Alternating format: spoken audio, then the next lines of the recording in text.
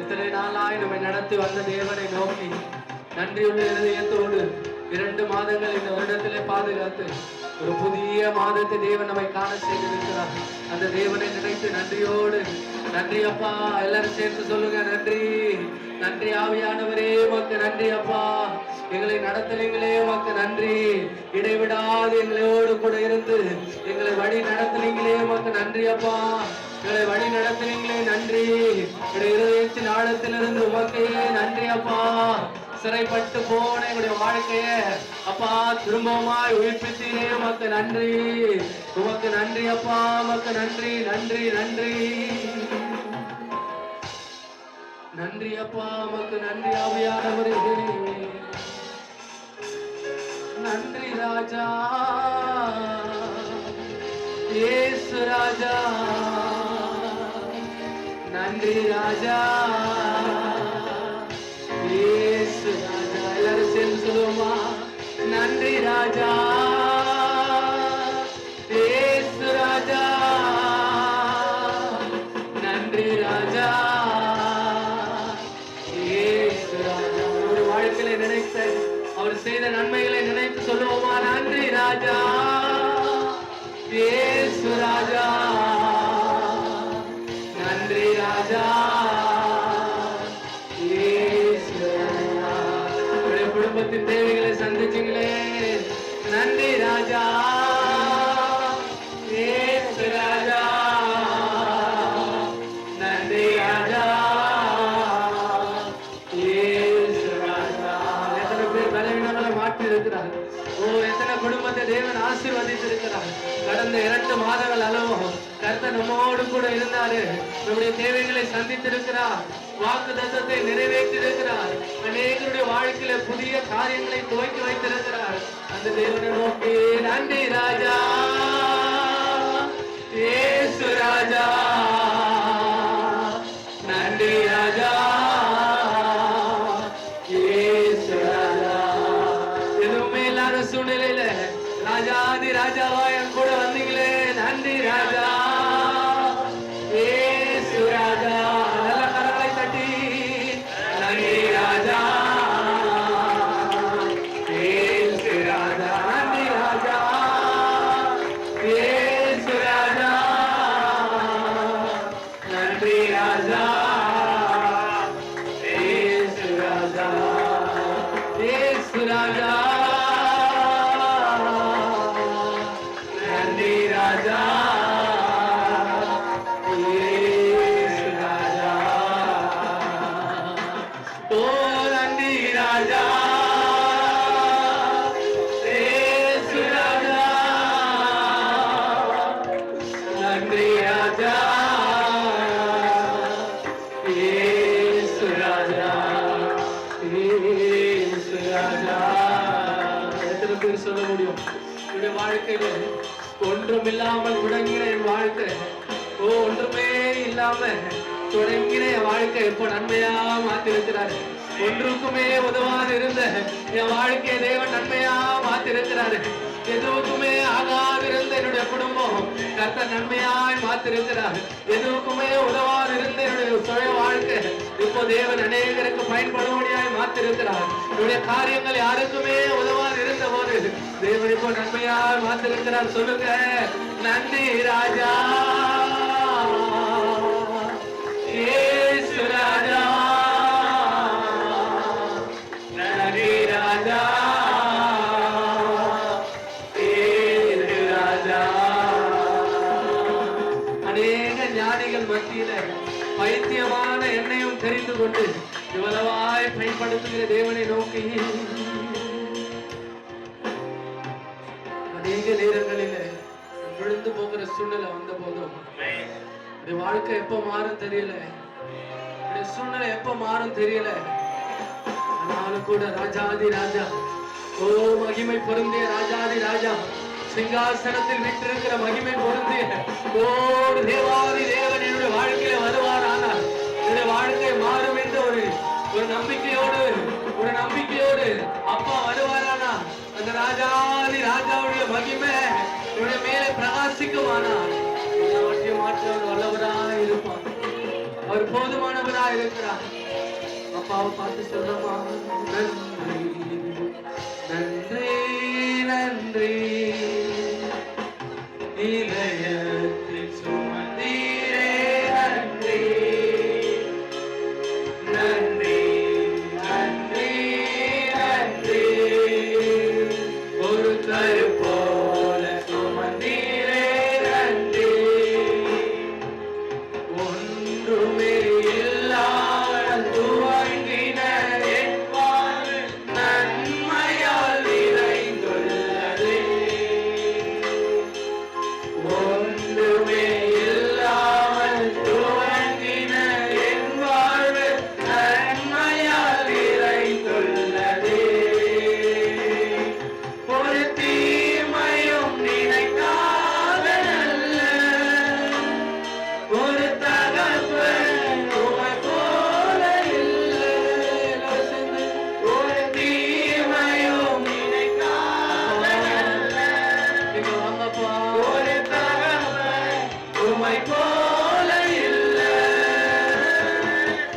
எபினேசரே எபினேசரே, இந்நாள் வரை சுமந்தவரே, எபினேசரே எபினேசரே, என் நினைவாய் இருப்பவரே, எபினேசரே எபினேசரே, இந்நாள் வரை சுமந்தவரே, எபினேசரே எபினேசரே, என் நினைவாய் இருப்பவரே, நன்றி நன்றி நன்றி, இதயத்தில் சுமந்தீரே நன்றி நன்றி நன்றி நன்றி, ஒரு கரு போல சுமந்தீரே நன்றி, ஒன்றுமே இல்லாமல் துவங்கின என் வாழ்வு நன்மையால் நிறைந்துள்ளதே, ஒன்றுமே இல்லாமல் துவங்கின என் வாழ்வு நன்மையால் நிறைந்துள்ளதே, ஒரு தீமையும் நினைக்காத நல்ல ஒரு தகவன் உம்மை போல இல்லை, ஒரு தீமையும் நினைக்காத நல்ல ஒரு தகப்பன் உம்மை போல இல்லை, எபினேசரே எபினேசரே, எந்நாள் வரை சுமந்தவரே, எபினேசரே எபினேசரே, என் நினைவாய் இருப்பவரே, எபினேசரே எபினேசரே, வரை சுமந்தவரே, எபினேசரே எபினேசரே, என் நினைவாய் இருப்பவரே, நன்றி நன்றி நன்றி, சுமந்தீரே நன்றி நன்றி நன்றி நன்றி, ஒரு கரு போல சுமந்தீரே நன்றி நன்றி நன்றி நன்றி, இதயத்தில் சுமந்தீரே நன்றி நன்றி நன்றி நன்றி, ஒரு கரு போல சுமந்தீரே நன்றி. அநேக நேரங்களில் அப்பா நடத்துகிற பாதை அது அநேக நேரங்களிலே நமக்கு அது ஒரு புரியாத ஒரு சூழ்நிலையா இருக்கிறது. ஆண்டவர் நடத்துகிற ஒரு பாதை அது நமக்கு எங்க போகிறோன்னு ஒரு தெரியாத ஒரு சூழ்நிலை, ஏன் இந்த காரியம் நடக்குதுன்னு தெரியாத ஒரு சூழ்நிலை, ஏன் இந்த வியாதியோட வாழ்க்கையில கர்த்தர் அனுமதித்திருக்கிறார் என்று தெரியாத ஒரு சூழ்நிலை, ஏன் இந்த வழியில நடந்து ஆவிக்குரிய ஜீவியத்துல நான் விழுந்து விழுந்து எழுந்திருக்கிறேன் என்று தெரியாத ஒரு சூழ்நிலையில இருக்கும் பொழுது, ஆட்டுக்குட்டியானவருடைய ரத்தத்தை நம் கையில் எடுத்து நாம் ஜெபிக்கும் பொழுது, ஆட்டுக்குட்டியானவருடைய ரத்தத்தை சொல்லி சொல்லி சொல்லி நாம் துணியை கையில் எடுக்கும் பொழுது, நிச்சயமாகவே கர்த்தர் நம்முடைய வாழ்க்கையில் இருக்கிற எல்லா அந்தகாரமான சூழ்நிலைகள், எல்லா சத்துருவின் கோட்டைகள், எல்லா பாகாலின் சூழ்நிலைகளை ஆட்டுக்குட்டியானுடைய ரத்தத்தின் மூலமாக சேர்த்து எடுக்க முடியும். ஓ, ஆட்டுக்குட்டியானுடைய ரத்தம் அது வெளியேற பெற்றது. கல்வாரி சிலுவையில கர்த்தர் நமக்கு சிந்தின ரத்தம் அது வெளியேற பெற்றதா இருக்கிறது. அந்த ரத்தத்தை சொல்லி, அந்த நாமத்தை சொல்லி நாம் கையெழுக்கும் பொழுது நிச்சயமாகவே ஒரு விடுதலை கொடுக்க வல்லவர், உங்களை உயிர்ப்பிக்க வல்லவரா இருக்கிறார், உடைய குடும்பத்தை உயிர்ப்பிக்க வல்லவரா இருக்கிறார். ஆட்டுக்குட்டியானவருடைய ரத்தம் எந்த நிலைக்கால்களே பூசப்பட்டிருக்கிறதோ, சங்கார தூதன் உள்ளே நுழையாதபடிக்கு அது தடையா இருந்தது போல, இன்றைய தினத்திலே நீங்கள் உங்களுடைய ஆட்டுக்குட்டியானவருடைய ரத்தத்தை கையில் எடுப்பீர்களானால், சங்கார தூதன் உங்களை வீழ்த்த நினைக்கிற சத்துரு உங்களுக்குள்ளாய் நுழையாதபடிக்கு ஆட்டுக்குட்டியானுடைய ரத்தம் அதற்கு விரோதமாய் போராடுகிறது, போராடி கொண்டிருக்கிறது.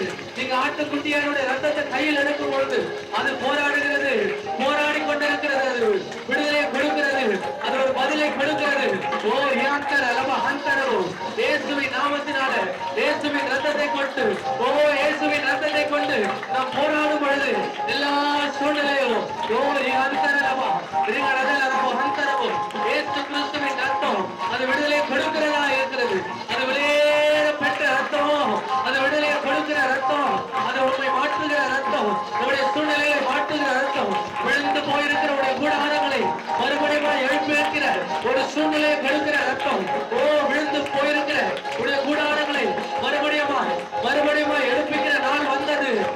தேவன் சொல்லுகிறார், ஆட்டுக்குட்டியானுடைய ரத்தம் அது வெளியேற பெற்ற ரத்தம்.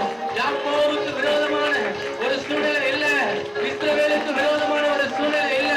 ஆட்டுக்குட்டியானவருடைய ரத்தம் உடைய வாழ்க்கையில வருமானால், ஆட்டுக்குட்டியானுடைய ரத்தம் உடைய குடும்பத்தில் தெளிக்கப்படுமானால், ஆட்டுக்குட்டியானுடைய ரத்தம் உடைய வீட்டிலே தெளிக்கப்படுமானால், எல்லா விதமான சத்துருவின் கிரியைகள் எல்லா விதமான உன்னை வீழ்த்த நினைக்கிற எல்லா பாவாளின் கோட்டைகள், எல்லா சத்துருவின் கோட்டைகளை உன்னை வீழ்த்த முடியாது, உடைய குடும்பத்தை வீழ்த்த முடியாது, நீ முன்னேற முடியாதபடிக்கு, உனக்கு அடிக்கல்லை போட முடியாதபடிக்கு இருக்கிற எல்லா சத்துருவின் கோட்டைகளை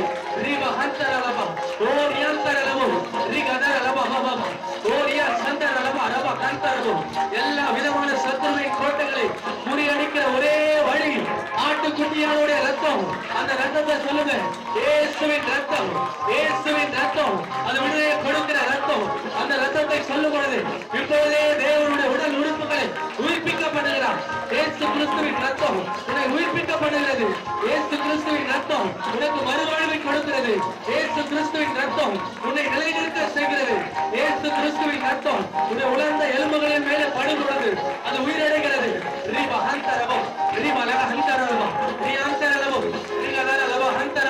இயேசு கிறிஸ்துவின் ரத்தம் என்னுடைய சபையில உலாவுவதாக.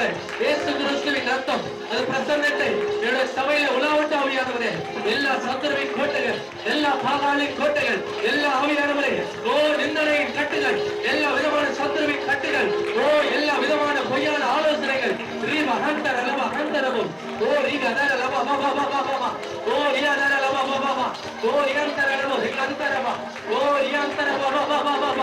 சபையில பலத்த கிரியை நடப்பிக்கிட்டோம். இயேசு கிறிஸ்துவின் ரத்தம் என் சபையில பலத்த கிரியை நடப்பிக்கிட்டோம். இயேசு கிறிஸ்துவின் ரத்தம் என் சபையில பலத்த கிரியை நடப்பிக்கிட்டோம்.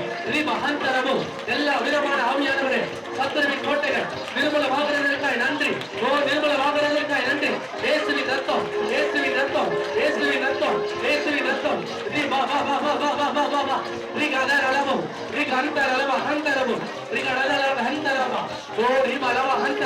இயேசுவின் நாமத்தை சொல்லுங்க, இயேசுவின் ரத்தத்தை சொல்லி துதிக்கும் பொழுது சிறையிருப்புகள் மாறுகிறது, சிறையிருப்புகள் மாறுகிறது, வேதனைகள் மாறும், துன்பங்கள் மாறும், துக்க நாட்கள் முடிந்து போகும், வேதனைகள் கட்டுகள் மாறும். தேவன் சொல்லுகிறார், அவருடைய ரத்தத்தை ரத்தத்தை கொண்டு, ஆட்டுக்குட்டியானவருடைய ரத்தத்தை கொண்டு உடைய எல்லைகளை சொல்லு. இயேசு ஆட்டுக்குட்டியானவருடைய ஜெயக்கொடிய ஓ ரீபா வா வா வா வா வா ரீகாதாரலமா உடைய ஜெயக்கொடி அப்பா அப்பா என்னுடைய சமூகத்தில் இறங்கி வாங்கப்பா, என்னுடைய சபையில் இறங்கி வாங்க. ஒரு உயிர் மீட்சி உண்டாகட்டும், வேதனையின் கட்டுகள் மாறுவதாக. ரீகாதாரலமா வா வா வா வா உடைய குழப்பங்களை மாற்றுகிறேன். இயேசு ஆட்டுக்குட்டியானுடைய ரத்தம், இயேசு ஆட்டுக்குட்டியானுடைய ரத்தம், கல்வாரி சிலுவையிலே சிந்தின அந்த ரத்தம் எங்களுக்கா இந்த நேரத்தில் கிரியை செய்யட்டும். ரீகா வா வா வா வா வா வா ஓ ரியாந்தரலப ஹந்தடலபு ரிகாடலலப ஹந்தடலப ஓ ரியாந்தரலப ஹதரலப பப ரிகதரல ரியாந்தரலப ஓ நன்றி ஆவியானவரே. இயேசு கிறிஸ்துவின் ரத்தம், விலையேற பெற்ற ரத்தம், இயேசு கிறிஸ்துவின் ரத்தம், அது விடுதலை கொடுக்கிற ரத்தம். இயேசு கிறிஸ்துவின் ரத்தம், அது விலையேற பெற்ற ரத்தம். இயேசு கிறிஸ்துவின் ரத்தம், சாபத்திலிருந்து விடுதலை கொடுக்கிற ரத்தம். இயேசு கிறிஸ்துவின் ரத்தம், எல்லா விதமான தரித்திரங்களை மாற்றுகிற ரத்தம். இயேசு கிறிஸ்துவின் ரத்தம் உடைய பாவங்களை கழுவும். என்னுடைய பாவங்கள் ரத்தாம்பர சிவப்பா இருந்தாலும் இயேசு கிறிஸ்துவின் ரத்தம் அதை பஞ்சை போல வெண்மையாய் மாற்று. அது வல்லமை உள்ளவதா இருக்கிறது. எப்பேற்பட்ட பாவத்துல அப்பா உடைய வாழ்க்கை ஒருவேளை முடிந்து போகிற சூழ்நிலை காரணம் அது பாவமா இருக்குமானால் சபையே சொல்லு, இயேசு கிறிஸ்துவின் ரத்தம் இப்ப எனக்கு விடுதலை கொடுக்கும். இயேசு கிறிஸ்துவின் ரத்தம், அது விலையேற பெற்ற ரத்தம். இயேசு கிறிஸ்துவின் ரத்தம், அது விடுதலை கொடுக்கிற ரத்தம். வாய்களை திறந்து சொல்லுங்க, இயேசு கிறிஸ்துவின் ரத்தம், அது ஜெயத்தை கொடுக்கிற ரத்தம். இயேசு கிறிஸ்துவின் ரத்தம், அது விடுதலை கொடுக்கிற ரத்தம். இயேசு கிறிஸ்துவினாலே ஜெயம், இயேசு கிறிஸ்துவினாலே ஜெயம் உண்டாகிறது. இயேசு கிறிஸ்துவினாலே ஜெயம் உண்டாகிறது. என் சபையை உயிர்ப்பிக்கும்படியான ரத்தம், இயேசு கிறிஸ்துவின் ரத்தம் என் எல்லைகளை எதிரில் துளைக்கப்பட்டுக் கொண்டிருக்கிறது. இயேசு கிறிஸ்துவின் ரத்தம் என் சரீரத்தில், ஓ என்னுடைய அவயங்களில இயேசு கிறிஸ்துவின் ரத்தம், என் கண்களில இயேசு கிறிஸ்துவின் ரத்தம், என் நாவில இயேசு கிறிஸ்துவின் ரத்தம், ஓ என் இருதயத்துல இயேசு கிறிஸ்துவின் ரத்தம், என் சிந்தையில இயேசு கிறிஸ்துவின் ரத்தம், என் ஆவி ஆத்மா சரீரத்தில் கிரியை செய்து கொண்டிருக்கிறது.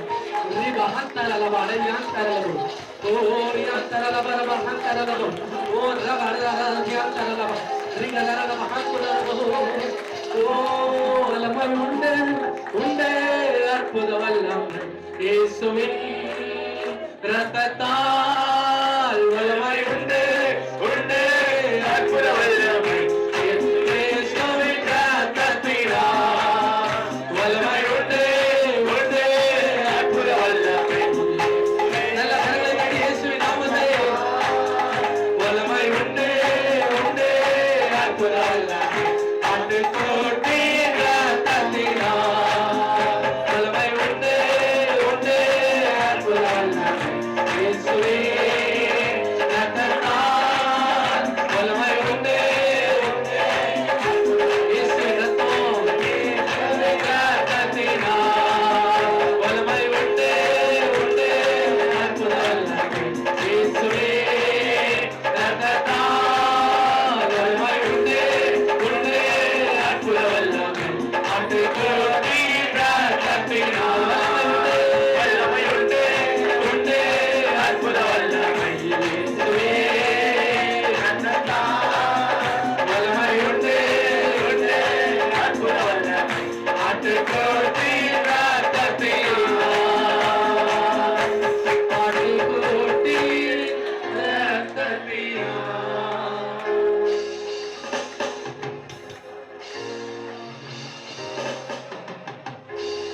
அநேக நேரங்களிலே ஆட்டுக்குட்டியானுடைய ரத்தம் நமக்கு கிரியை செய்யும்படியாக, ஒரு பலத்த கிரியை நடப்பிக்கும்படியாக அநேக நேரங்களிலே நமக்கு அது பக்கபலமா இருக்கிறது. அநேக சத்துருக்களை, அநேக பாகாளர்களை மூலமாய் வருகிற அநேக நிந்தனைகள், அநேக சத்துருக்கள் மூலமாய் நமக்கு விரோதமாய் எழும்புகிற மனிதர்கள் மூலமாக நமக்கு வருகிற அநேக நிந்தனைகள், கண் காண முடியாத அளவுக்கு இருக்கிற அநேக சத்துருக்கள் நமக்கு விரோதமாய் ஜெயம் கொள்ளும்படியாய் வரும் பொழுது ஆட்டுக்குட்டியானவருடைய ரத்தம், ஆட்டுக்குட்டியானவருடைய ரத்தம்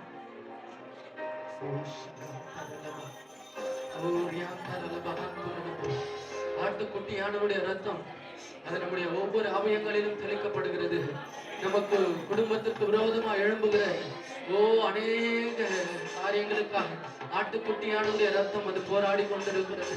அந்த ஆட்டுக்குட்டியானுடைய ரத்தத்தை நாம் நம்பும் பொழுது, ஆட்டுக்குட்டியானுடைய ரத்தத்தை நாம் விசுவாசிக்கும் பொழுது, ஆட்டுக்குட்டியானுடைய ரத்தம் குடும்பத்திலே கிரியை செய்யும். அந்த ரத்த வழியே பெற்றது, அதற்கு வல்லமை உண்டு.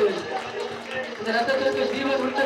நாம் விசுவாசிக்கும் பொழுது அதை கிரியை செய்கிறதா இருக்கிறது.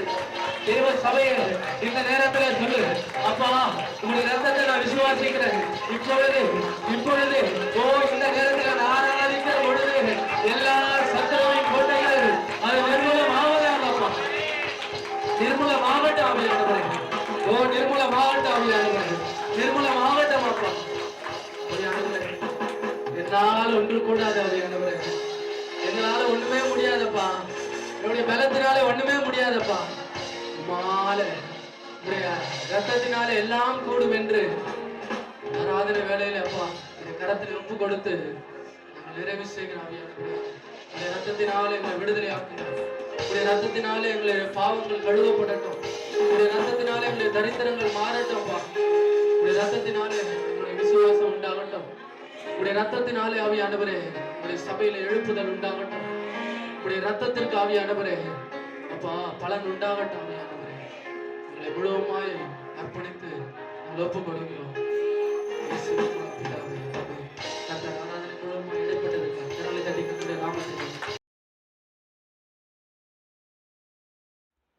கர்த்தருடைய பரிசுத்த நாமத்துக்கு மகிமை உண்டாவதாக. நாம் ஜெபிப்போம். என் நாமத்தினால் எதை கேட்டாலும் நான் செய்வேன் சொன்னீங்களா ஆண்டவரே. ஏசப்பா ஆண்டவரே, இந்த வேலை தந்ததுக்காக கொடானப்படி நன்றி செலுத்துகிறோம் ஆண்டவரே. ஏசப்பா ஆண்டவரே, ஒவ்வொரு வாரமும் மிஷனரி பற்றிய சாட்சியை நாங்கள் கேட்டு ஆண்டவரே ஏசப்பா எங்கள் ஊழிய வாழ்க்கையில ஆண்டவரே ஏசப்பா எங்களுடைய ஆண்டவரே ஏசப்பா மற்ற வாழ்க்கைகள் ஆண்டவரே ஏசப்பா பயனடைந்து ஆண்டவரே ஏசப்பா உமக்காக எழும்பி பிரகாசிக்க நீர் உதவி செய்வீராக. எங்கள் சபைகளிலிருந்து மிஷனரி ஊழியங்கள் எழும்ப நீர் கிருபை பாராட்டுவீராக. இயேசு நாம் ஜெயிக்கிறோம் நல்ல பிதாவே. நம்ம எத்தனையோ மிஷனரியை பார்த்திருப்போம். ஒவ்வொரு மிஷனரியும் ஒவ்வொரு விதத்துல இந்த மிஷனரி அழைப்பை ஏற்று வந்திருப்பாங்க. நிறைய பேர் தன்னுடைய தந்தை கிட்ட இருந்து இன்ஸ்பயர் ஆகி வந்திருப்பாங்க. நிறைய பேர் ஏசப்பாவோட அழைப்பை ஸ்ட்ரெயிட்டா பெற்றுக்கொண்டு மிஷனரி ஊழியத்துக்கு வந்திருப்பாங்க. இந்த மிஷனரி பாத்தீங்கன்னா லூக்கா 6ஆம் அதிகாரம் 48ஆம் வசனத்துல சொல்லப்பட்டிருக்கிற அந்த கற்பாறையின் மேல் வீட்டை கட்டுகிறவனுக்கும் மணல் மேல வீட்டை கட்டுகிறவனுக்குள்ள அந்த ஒரு ஊமையை படிக்கும் போது ஊக்குவிக்கப்பட்டு ஏசப்பாக்காக ஏதாவது செய்ய வேண்டும் அப்படின்னு சொல்லி ஒரு ஆசையில ஒரு வாஞ்சையில மிஷனரி ஊழியத்துக்காக தன்னை ஒப்பு கொடுத்தவர் தான் தாமஸ் வால்கர். இந்த தாமஸ் வால்கர் யார் அப்படின்னு பாத்தீங்கன்னா, வெளி தேசத்துல பிறந்து வளர்ந்து மிஷனரி ஊழியத்துக்கு செய்வதற்காக இந்திய தேசத்துல, அதுவும் நம்மளுடைய தமிழ்நாட்டுல இருக்கிற திருநெல்வேலி மாவட்டத்துக்கு வந்தவர் தான் இந்த தாமஸ் வால்கர். சின்ன வயசுலயே இவர் ரொம்ப பக்தியான குடும்பத்துல பிறந்து வளர்ந்தவர் தான். ரொம்ப கொஞ்சம் வசதியான குடும்பத்துல பிறந்து வளர்ந்தவர். நாட்கள் செல்ல செல்ல 17ஆவது வயதுல ஏசப்பாக்காக ஏதாச்சும் செய்யணும் அப்படின்னு சொல்லிட்டு ஒரு வாஞ்சை வருது. அப்போ இந்த வாஞ்சையை அப்பா கிட்ட சொல்லும் போது அவங்க அப்பா என்ன சொல்றாருன்னா, நீ என் கூட சேர்ந்து நீ பிசினஸ் பண்ணுவேன்னு நினைச்சேன். நீ இத்தனைக்கும் ஒரு பக்தியுள்ள குடும்பத்துல பிறந்து வளர்ந்தவர் தான். ஆனா அவருடைய தந்தைக்கு தன்னுடைய மகன் என்னுடைய தொழிலை எடுத்து வியாபாரம் பண்ண வேண்டும், பிசினஸ் மேனா வரணும்ன்றது அவரோட ஆசை. என்னது இது, நம்ம அப்பா ரொம்ப சந்தோஷப்படுவார்னு பார்த்தா இப்படி பிசினஸ் கூப்பிடுறாரு அப்படின்னு சொல்லிட்டு இரு மனநிலையில இருக்கிறார். நம்ம ஊழியத்துக்கு போகணுமா இல்ல தந்தையோட பிசினஸ் எடுத்து நடத்தணுமா? ஏன்னா இவர் தான் ஒரு மகன், தந்தையோட வியாபாரத்தை இவர் தான் பண்ணணும் அப்படின்னு சொல்லிட்டு தேவ தியானம் நிறைய பைபிள் படிப்பாரா. அப்படி தியானிச்சுட்டே இருக்கும் போது அவருடைய ஒரு வார்த்தை படிக்கிறாரு. மனுஷனை பிடிக்கிறவனாய் மாற்றுவேன் அப்படின்னு சொல்ற அந்த வார்த்தையை படிச்சுட்டு நிச்சயமா நம்ம ஏசப்பாக்காக நான் ஒரு மிஷனரியா தான் போவேன் அப்படின்னு சொல்லிட்டு அந்த ஒரு வார்த்தையின் மூலமாய் ரட்சிக்கப்பட்டு மீண்டுமாய் மிஷனரி ஊழியத்துக்கு ஒப்பு கொடுத்து வந்தவர் தான் வால்கர். இங்க திருநெல்வேலி மாவட்டத்துக்கு வந்ததுக்கு அப்புறம் தமிழ் மொழியில கற்றுக்கொள்ள ஆரம்பிக்கிறார். தமிழ் மொழியை ரொம்ப சீக்கிரத்துல கற்றுக்கொண்டு இங்கிலீஷ்ல இருக்க பாடல்களை எப்படியாச்சும் நம்ம தமிழுக்கு மொழிபெயர்க்கணும் அப்படின்னு சொல்லிட்டு நிறைய பாடல்களை தமிழ்ல மொழிபெயர்த்து திருநெல்வேலி மாவட்டத்துல ஊழியம் செய்ய ஆரம்பிச்சிருக்கார். அங்க எப்படி ஒரு ஊழியம் செஞ்சாருன்னா, அநேக இடங்களுக்கு கால்நடையா தான் போவாராம். கால்நடையில போக முடியாத இடங்களுக்கு மிஞ்சி போனா ஒரு மாட்டு வண்டி, அதை தாண்டி அவர் வேற எந்த ஒரு டிரான்ஸ்போர்ட் போக்குவரத்துமே அவர் யூஸ் பண்ணலையா. வெறும் கால்நடையிலே இருக்கிற திருநெல்வேலி மாவட்டம் சுற்றி இருக்கிற அநேக பகுதிகளுக்கு இப்படி போய் தான் அவர் பிரசங்கித்திருக்கிறார்.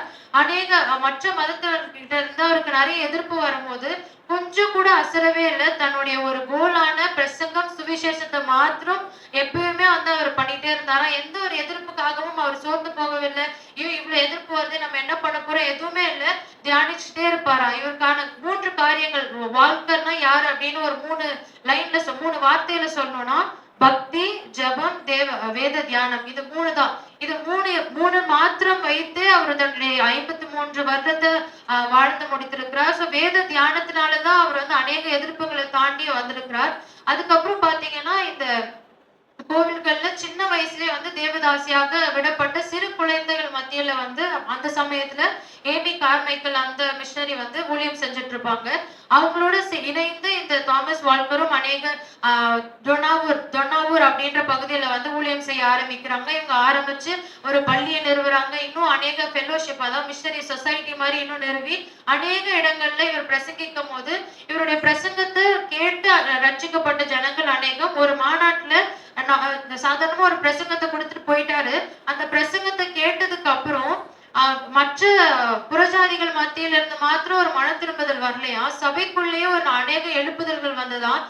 அநேக ஊழியக்காரர்களே அந்த பிரசங்கத்தின் மூலம் மீண்டுமா எழுப்பப்பட்டு மீண்டுமா இன்னும் ஏசப்பாக்காக நான் என்ன பண்ணிட்டு இருக்கேன், நான் ஒண்ணுமே பண்ணல, நான் இன்னும் எழுப்பி பிரகாசிக்கணும் அப்படின்னு சொல்லிட்டு ஒரு அநேக எழுப்புதல் இவர் மூலயமா வந்திருக்கு. இப்படி கிட்டத்தட்ட வந்து பாத்தீங்கன்னா 36 வருடம் இந்த திருநெல்வேலி பகுதியில வாழ்ந்து ஒரு மிஷனரியாக அநேக இடங்கள்ல சுவிசேஷம் கூறி கிட்டத்தட்ட 1000க்கும் மேற்பட்ட ஆத்துமாக்களை இந்த தாமஸ் வால்கரே வந்து சம்பாதிச்சிருக்கிறார். ஏசப்பாக்களே ரட்சிப்புகளாக நடத்திருக்கிறார். இவரை வந்து ரொம்ப செல்லமா வந்து திருநெல்வேலி வாக்கர் அப்படின்ட்டு தான் இவரை கூப்பிடுவாங்களாம். கிட்டத்தட்ட 53 வருடங்கள் ஒரு வசனத்தின் ஒரு ஊமையின் மூலமா ஊக்குவிக்கப்பட்டு மனுஷரை பிடிக்கிறவனாய் மாத்திரம் நான் மாற வேண்டும் என்று இருக்கிற சொத்து எல்லாத்தையும் விட்டு தனக்கு இருந்த ஒரு நல்ல எதிர்காலத்தை விட்டு மிஷனரியாகத்தான் போக வேண்டும் என்று வந்து திருநெல்வேலி மாவட்டத்துல அநேக ஆத்துமாக்களை, இன்னும் அநேக சபைகள் இருக்கு அப்படின்னு அதுக்கான காரணம் வந்து தாமஸ் வால்கரா தான் இருந்திருக்கிறார். உறுதிமொழி எடுக்கலாம்.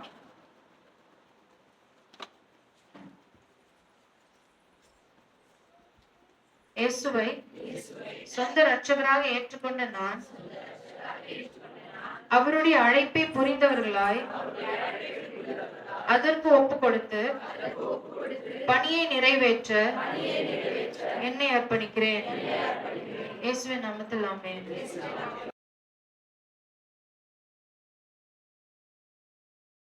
மகிமைப்படுவதாக. கர்த்தர் நம்மளுக்கு இந்த 3வது மாதத்தை காணும்படியாய் கர்த்தர் கிருபை செய்திருக்கிறார். ஆமென், ஆமென். முதல் மாதத்துல ஆண்டவர் சொன்னாரு, உன் மனம் புதிதாகிறதுனால நீங்க என்ன போறீங்க, மறுரூபம் ஆவீர்கள். சேவை ஊழியத்தை செய்ய வேண்டும். தேவன் எதிர்பார்க்கிறார். தேவன் எதிர்பார்க்கிற அன்பு, தேவன் எதிர்பார்க்கிற ஊழியம், தேவன் எதிர்பார்க்கிறதானே பாத்தீங்க அப்படின்னு சொன்னா ஜெபம் என்று சொல்லி நம்ம நிறைய பார்த்தோம். முதல் மாசத்துல அதை பற்றி நம்ம பார்த்தோம். 2வது மாதம் ஆண்டவர் நம்ம கூட பேசினார், நான் ஆலோசனையிலே மகத்துவம் உள்ள தேவன். ஆமென், ஆமென், ஆமென். ஆலோசனையிலே மகத்துவம் உள்ள தேவன் சொல்லிட்டு தேவனுடைய ஆலோசனை கேட்கணும், ஊழியக்காரனுடைய ஆலோசனை கேட்கணும், என்ன பண்ணோம், தேவ பிள்ளைகளுடைய ஆலோசனை கேட்கணும்னு சொன்ன பாருங்க. மறுரூபத்திற்கு ஆண்டவருடைய ஆலோசனை ரொம்ப ரொம்ப அவசியம். அடுத்தது நம்முடைய மறுரூபத்துக்கு, இந்த வருஷம் கொடுத்திருக்கிற வாக்குத்தத்தத்தினுடைய மறுரூபத்துக்கு ஆண்டவர் நடத்துதல் ரொம்ப ரொம்ப அவசியம். ஆமென், ஆமென். ஆலோசனை அவசியம், நடத்துதல் ரொம்ப அவசியம். அல்லேலூயா, அல்லேலூயா. கர்த்தருடைய பரிசுத்த நாமம் மகிமைப்படுவதாக. கர்த்தர் இந்த மாதத்துல நமக்கு கொடுத்த வாக்குத்தத்தத்தை தான் இன்னைக்கு தேவ செய்தியாக நான் உன் மத்தியில கொடுக்க போகிறேன். வாசிக்கலாம். ஏசாயா எழுதின தீர்க்கதரிசன புத்தகம் 58ஆம் அதிகாரம் 11வது வசனத்தை நாம் வாசிக்கலாம். கர்த்தர் உன்னை நித்தமும் நடத்தி மகா வறட்சியான காலங்களில் உன் ஆத்துமாவை திருப்தியாக்கி உன் எலும்புகளை நிலமுள்ளதாக்குவார். நீர்ப்பாய்ச்சலான தோட்டத்தை போலவும் வற்றாத நீரூற்றை போலவும் இருப்பார். அல்லேலூயா, அல்லேலூயா. கர்த்தர் இந்த மாசம் உங்களை பார்த்து சொல்றாரு, நித்தமும் உன்னை இந்த மாதம் நடத்த போகிறார். ஆமென். சத்தமா சொல்லிடாதீங்க, எனக்கு கேட்கிற போது.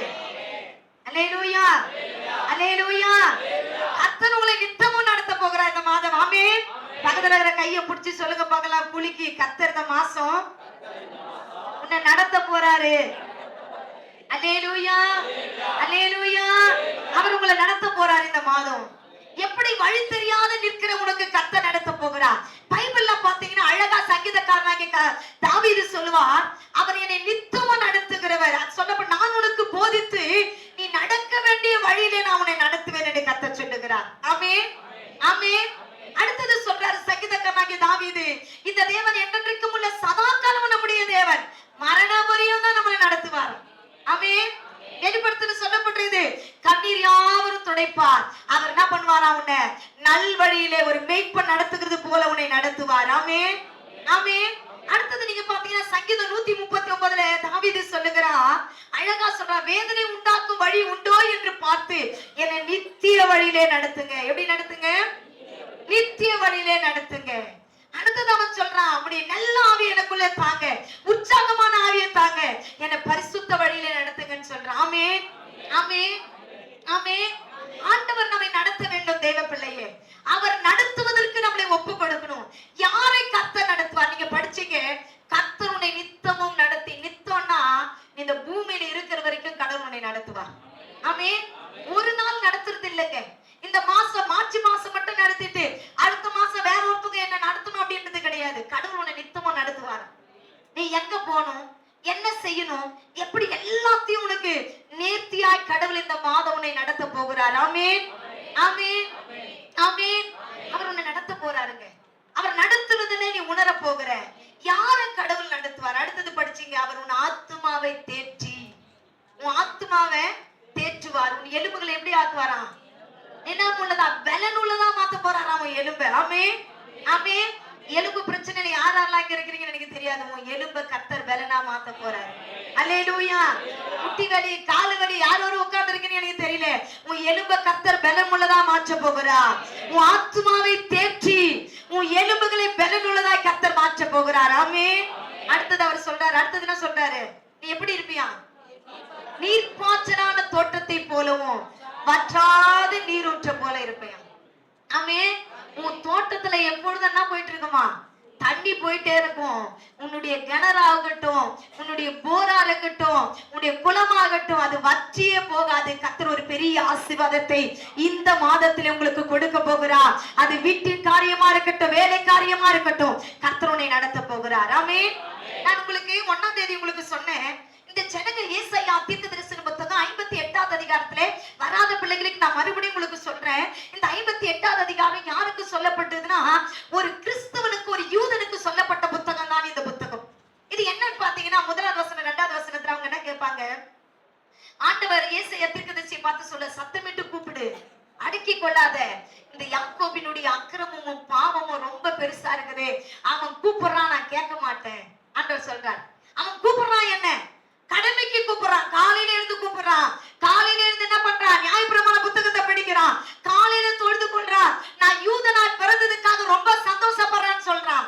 ஆனா அவன் அவனுடைய ஜெபத்துல நான் பிரியமா இல்லைன்னு அவன்கிட்ட சொல்லு அப்படின்னு ஏசாயா கிட்ட கர்த்தர் சொல்றான். அடுத்தது சொல்றாரு, அவன் உபவாசிக்கிறான், ஏன் என்ன கேட்க மாட்டேன்றீங்க, நீ ஆத்மாவில ஏன் சமாதானம் கொடுக்க மாட்டேன்றீங்கன்னு கேட்கிறான். 3வது வசனத்துல இருந்து 6வது வசனம் வரைக்கும் என்ன கேட்கிறான்.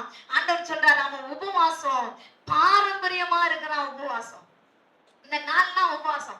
இன்னைக்கு மட்டும் பரிசுத்தமா இருப்பேன், இன்னைக்கு மட்டும் கெட்ட வார்த்தை பேச மாட்டேன், இன்னைக்கு மட்டும் என்ன பண்ண மாட்டேன், நான் இன்னைக்கு மட்டும் சண்டை போட மாட்டேன்னு சொல்லிட்டு பாரம்பரியமா இருக்கிறான். அந்த உபவாசத்துல அவன் ரெட்டு உடுத்தி எல்லாரும் பாக்குற மாதிரி இருக்கிறான். அந்த உபவாசத்துல நான் பிரியப்பட மாட்டேன்னு சொன்னார். அடுத்தது சொல்றாரு, அவன் பரிசுத்த ஓய்வுனால ஏனோ தானே வந்து உட்கார்றான், அசட்டை பண்றான். இந்த ஞாயிற்றுக்கிழமை வரலன்னா அடுத்த ஞாயிற்றுக்கிழமை போலாம், இந்த ஓய்வு நாள் வரலன்னா அடுத்த ஓய்வு நாள் போலாம் அப்படின்னு நினைக்கிறான். அப்படி இருந்தா நான் அவன் மேல பிரியமா இருக்க மாட்டேன். சொல்லு, எப்படி சொல்லுனா சத்தமா சொல்லு, அவன் காது செவிடா இருக்குது, சத்தமா சொல்லுன்னு சொல்லிட்டு ஆண்டவர் ஏசாயா மூலமாய் கர்த்தர் பேசினார். எப்படி உபவாசிக்கணும் அப்படின்னு சொல்லி சொன்னாரு. எப்படி உபவாசிக்கணும், எப்படி ஜெபிக்கணும்னா பாவத்தை அறிக்கை செஞ்சு ஜெபிக்கணும் கத்து கொடுத்தார். பாவத்தை அறிக்கை, உன் அக்கிரமத்தை அறிக்கை செய்து ஜெபிக்கணும், அக்கிரமத்திலிருந்து வெளியே வந்து ஜெபிக்கணும்னு பேசினார். அடுத்தது எப்படி உபவாசிக்கணும் அப்படின்னு சொல்லி பாத்தீங்கன்னா, சிறுமைப்பட்டவனை, ஒருவேளை வீட்டுல சிறுமைப்பட்டவங்க கட்டுண்டவர்கள் அவங்களை விடுதலையாக்கி என்ன பண்ணோம், நீ உபவாசத்துக்கு வரணும்னு ஜெபிச்சா. பசி உள்ளவனுக்கு ஆகாரத்தை கொடு, திக்கற்றவனுக்கு உதவி செய், அதுதான் உண்மையான உபவாசம் சொல்லி பேசினார். அடுத்தது சொன்னாரு, எப்படி பரிசுத்த ஓய்வு நாள், அது மனமகிழ்ச்சி நாளா இருக்கணும். என்ன பண்ணோம்? நம்ம சர்ச்சுக்கு வரும்போது தான் என்ன பண்ணுவோம்? கொண்டையை போட்டுன்னு வருவோம். வெளில போகும்போது பாரு இவங்கெல்லாம் அப்படின்ற அளவுக்கு நம்ம என்ன பண்ணுவோம்? அவ்வளவு மேக்கப்ல, உங்களை மேக்கப்ல நான் வர சொல்லல. என்ன பண்ணோம்? நான் ஏற்கனவே சொன்னேன், ஞாயிற்றுக்கிழமைன்னா சனிக்கிழமையே நம்ம ஆயத்தமாயிடலாம். நல்லா கவனிங்க. இந்த ஜனங்க என்ன பண்ணாங்க அப்படின்னு சொன்னா அந்த உபவாசத்தை குறிச்சு பேசுறாரு. இப்படிதான் உபவாசிக்கணும் அப்படின்னு சொல்றாரு. பாத்தீங்கன்னா சபைக்கு ஞாயிற்றுக்கிழமை எப்படி சபைக்கு வரணும்? ஆராதனை நடக்கிறதுக்கு ஒரு 10 நிமிஷத்துக்கு முன்னாடியே, 10 நிமிஷம்னா எங்களுக்கு எல்லாம் காலம் பொன் போன்றது. அல்லேலூயா. ஒரு நிமிஷம், ஒரு சிலருக்குலாம் 24 மணி நேரமே பத்தல. 24 ஆண்டவர் வந்து ஒரு 28 மணி நேரம் கொடுத்திருந்தா நல்லா இருந்திருக்கும்ன்ற அளவுக்கு பிஸியா இருக்கிறீங்க. என்ன பண்ண? அந்த பிஸிலையும் 5 நிமிஷத்துக்கு முன்னாடி வந்து உட்கார்ந்து சபையில உட்கார்ந்து நல்லா ஆராதிச்சு கர்த்தரை பாடி துதிச்சு மகிமைப்படுத்துறது, அது ஒரு பெரிய ஆனந்தம். இதுக்கு பாக்கி இந்த உலகத்துல ஒண்ணுமே கிடையாது. நேத்து அந்த பைபிள் கிளாஸ்ல ஒரு காரியத்தை அந்த பாஸ்டர் ரொம்ப அழகா சொன்னார். எனக்கு ரொம்ப பிடிச்சிருந்தது. நிறைய முறை இதை நான் என் கிளாஸ்ல கூட படிச்சிருக்கேன். ரொம்ப காரியம் என்னன்னா, இந்த உலகத்திலேயே பிசாசால கூட உன் இருதயத்தை இப்ப என்ன பண்ண முடியாது, உன் இருதயத்துல என்ன இருக்குன்னு கண்டுபிடிக்க முடியாது. அதனாலதான் பிசாசு என்ன பண்ணா அப்படின்னா, ஆண்டவர் சொன்னார், உன் வித்துக்கு அவன் வித்துக்கு பகையை உண்டாக்குவேன். அவன் என்ன பண்ணுவான்? அவர் உன் தலையை என்ன பண்ணுவார்? நசுக்குவார், தலையை நசுக்குவார். உடனே வேணா நினைச்சிட்டான், பாத்தீங்கன்னா ஆதாமுக்கு பிறக்கிற பிள்ளைதான் இதை பண்ண போறான்னு சொல்லிட்டு ஆதாம் பிள்ளைக்கு என்ன பண்ணிட்டான்? பாவம் செஞ்சுட்டான், செத்து போயிட்டான். அடுத்தது வர சந்ததி இப்படியே பாவத்தை பாவத்தை பாவத்தை பெருக பண்ணி அவனுக்கு யாரு கொண்டு கடவுள் செய்ய போறான்னு கடைசி வரைக்கும் தெரியல. இதுதான் உண்மை. நம்முடைய பிசாசுக்கு நம்மள தெரியும், நம்ம தரிசனத்தை அவன் அறிய மாட்டான். அல்லேலூயா. நீ வெளியே சொன்னா மட்டும் தான் தெரியும். உன் மேல கர்த்தர் வச்சிருக்கிற தரிசனத்தை பிசாசால கண்டுபிடிக்க முடியாது. உன் உள்ளத்தின் ஆழத்தை பிசாசால கண்டுபிடிக்க முடியாது. நீ பாவம் செய்யும் போது அவன் கண்டுபிடிச்சிருவான். ஆமென், ஆமென். ஓ இதுல வீக்கு, இதை வச்சு என்ன பண்ணோம்? ஆண்டவர் விட்டு பிரிக்கணும்னு சொல்லிட்டு கண்டுபிடிச்சிருவோம். அவர் அழகா சொன்னாரு, பிசாசு கூட உன் உள்ளத்தை பார்க்க மாட்டான், அவங்க அப்பா அம்மா கூட உள்ளத்தை பார்ப்பான், நான் பார்க்க மாட்டான். ஆண்டவர் உள்ளத்தை பார்க்கிறவர், உள்ள பிரியங்களை ஆராய்ந்து அறிகிறவராம். உள்ள போய் அதை ஆராய்ஞ்சு அறிஞ்சு அதுல இருந்து உனக்கு விடுதலை கொடுக்க வல்லவராயிருக்கிறார். ஆமென். அழகா சொன்னாரு பாருங்க, பிசாசால கண்டுபிடிக்க முடியாத நம்ம தரிசனம். அதனாலதான் இயேசு பிறந்த போது, இயேசு பிறந்த காலகட்டத்துல ஆண் பிள்ளைகள் எல்லாம் கொல்லப்படணும் அப்படின்ற ஒரு சட்டத்தை என்ன பண்ணா பிசாசு ஒரு ராஜா மூலமா கொண்டு வந்தான். யாருன்னு அவனுக்கு தெரியல. ஆனாலும் வேதம் சொல்லப்பட்டது, கிழக்குல இருந்து அந்த சாஸ்திரனுடைய அந்த தரிசனத்தை பார்த்து அவன் அறிந்து கொண்டான். அல்லேலூயா. நீங்க கர்த்தர் உங்க கூட பேசுறாரு. நம்முடைய வாழ்க்கையில நம்ம உள்ளத்தை பார்க்கிற ஆண்டவர் ஒரு இருக்கிறார். உள்ள போய் ஆராய்ஞ்சு என்ன பண்ணுவாரா? நம்மளை அறிந்து கொள்ளுகிறவர். நீங்க பாருங்க, நம்மளுக்கு தொடர்ந்து வயிற்று வலி வருதுன்னு வச்சுக்கிறேன். தொடர்ந்து வயிற்று வலி வருது, டாக்டர்கிட்ட போனோம், மாத்திரை சாப்பிட்டோம், சரியாகல. அடுத்தது என்ன பண்றோம்? ஸ்கேன் எடுத்தாலும் ஒண்ணும் தெரியல, எது பண்ணாலும் ஒண்ணும் தெரியல. உடனே டாக்டர் என்ன பண்ணுவாங்க அப்படின்னா, உள்ள என்ன அனுப்புவாங்க? கேமரா அனுப்புவாங்க. உள்ள என்ன பண்ணுவாங்க? ஒரு பழுப்போடு ஒரு கேமரா அனுப்புவாங்க. அது போய் என்ன தெரியுமா பண்ணும்? அது கடகடன்னு அது உள்ள போயிட்டு எங்க பிளாக் இருக்குது, எங்க பிரச்சனை இருக்குது கரெக்டா கண்டுபிடிச்சிடும். ஆமென், ஆமென். கேமரா அனுப்புவாங்க. இப்ப பாத்தீங்கன்னா நிறைய பேருக்கு பிளாக் விழுந்துட்டு ஸ்ட்ரோக் வந்துடும், ஒரு சிலருக்கு அட்டாக் வந்துடும். இது கண்டுபிடிக்கிறது எப்படின்னு பாத்தீங்கன்னா, என்ன பண்ணுவாங்க அப்படின்னா, ஆட்சியோ பண்றாங்க பாத்தியா, ஒரு என்ன பண்ணுவாங்க, ஒரு நரம்பு மாதிரி ஒண்ணு அனுப்புவாங்க. கரெக்டா போய் அது எங்க பிளாக் இருக்குது அப்படியே காட்டும். அது வரைக்கும் கண்டுபிடிக்க முடியாது.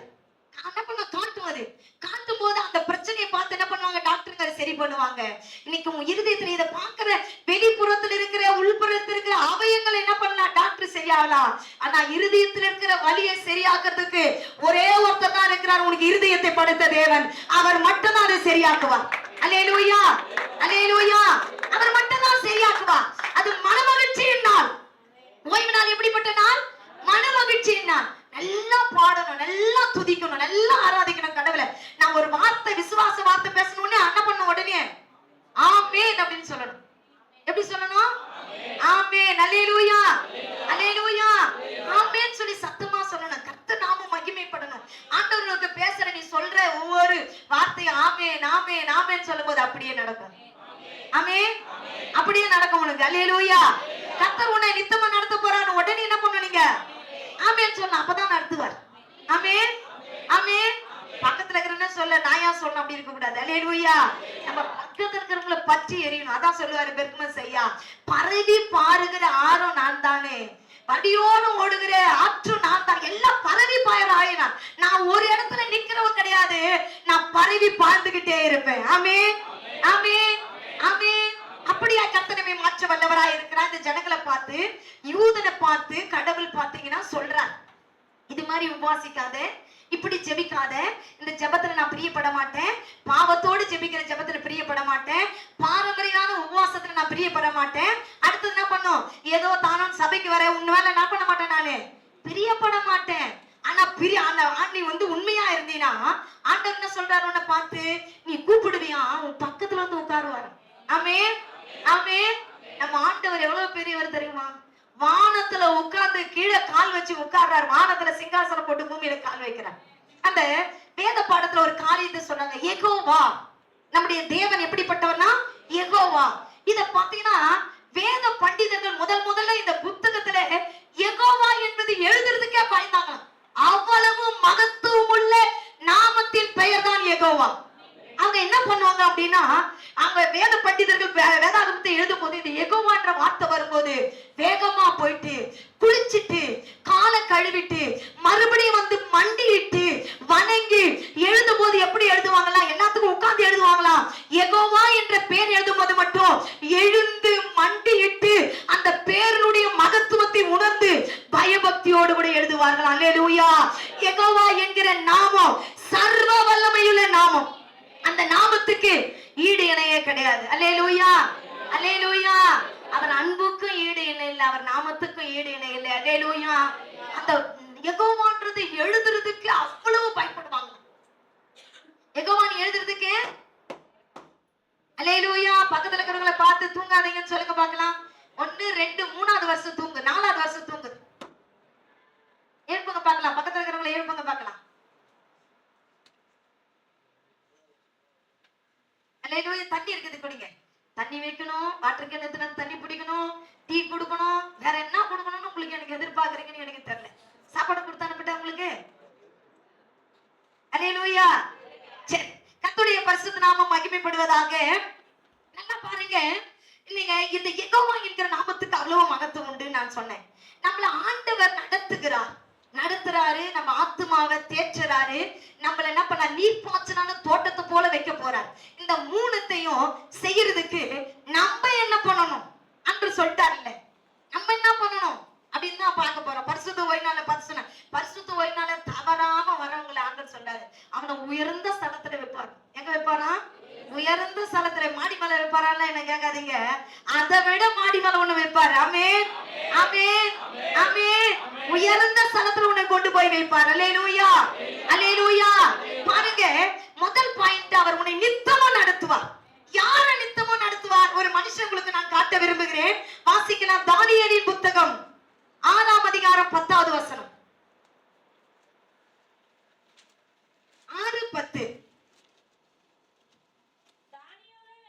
தானியேலே என்றால்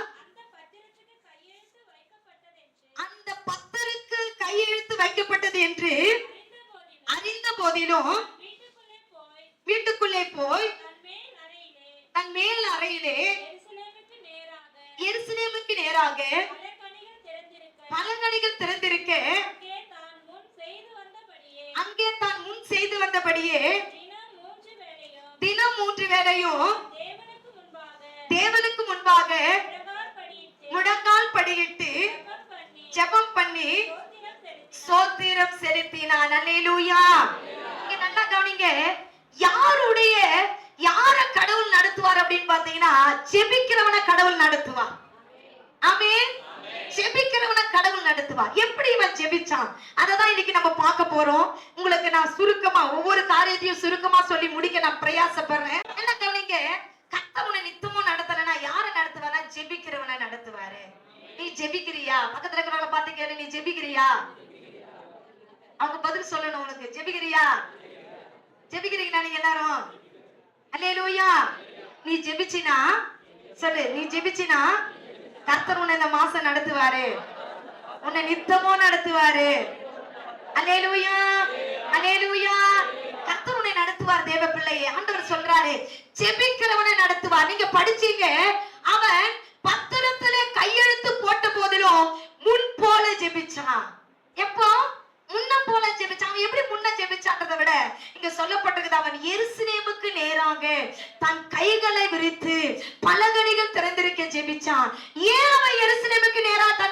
செபிச்சான் அப்படின்னு பாத்தீங்கன்னா, அவன் அடிமை தேசத்தில் இருந்தாலும் அந்நியம் கட்ட கையை நீட்டவே மாட்டான்.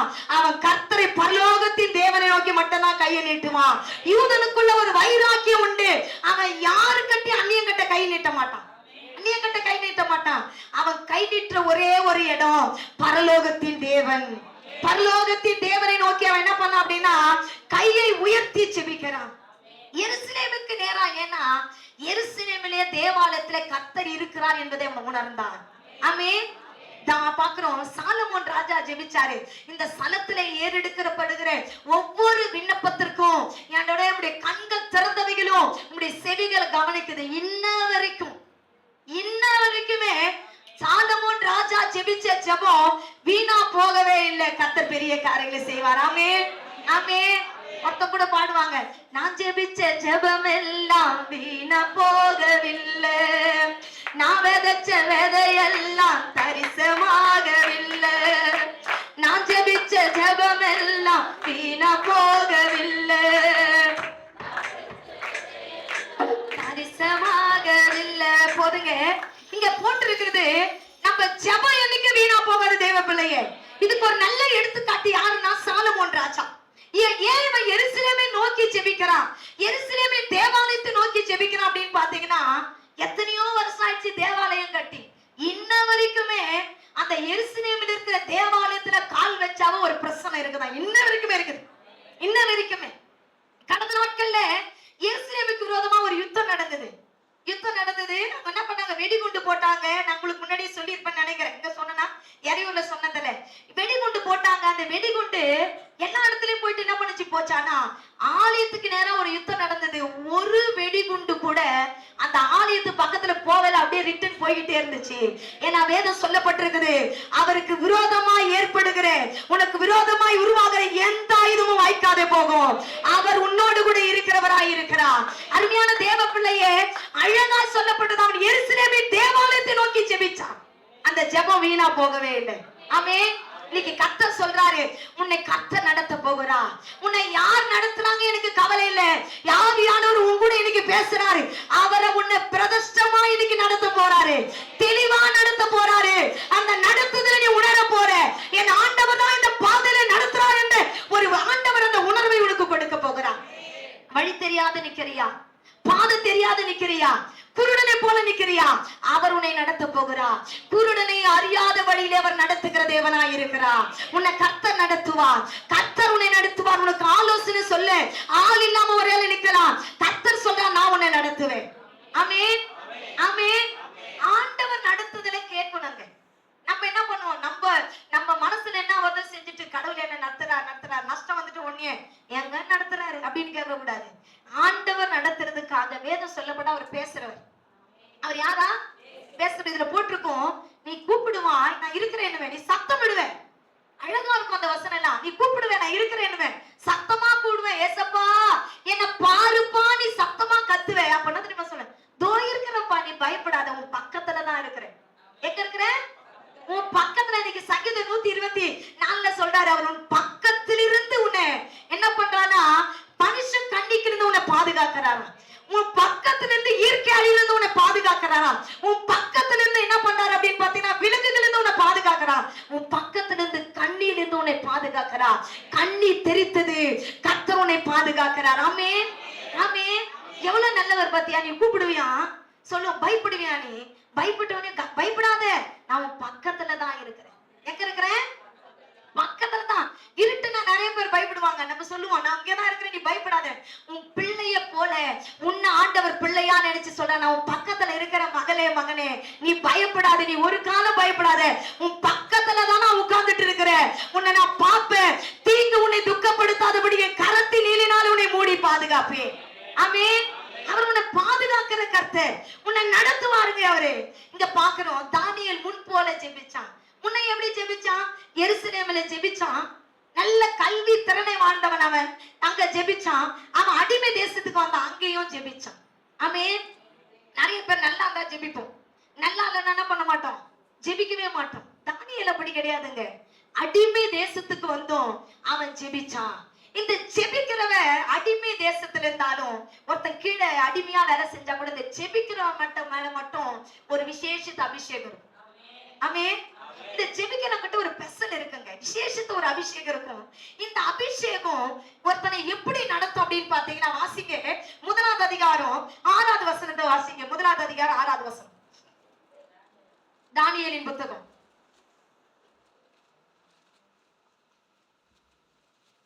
தானியேல்ல தான் உங்களுக்கு சொல்லுவேன் நடத்துற வரைக்கும். ம் ம் ம் ம்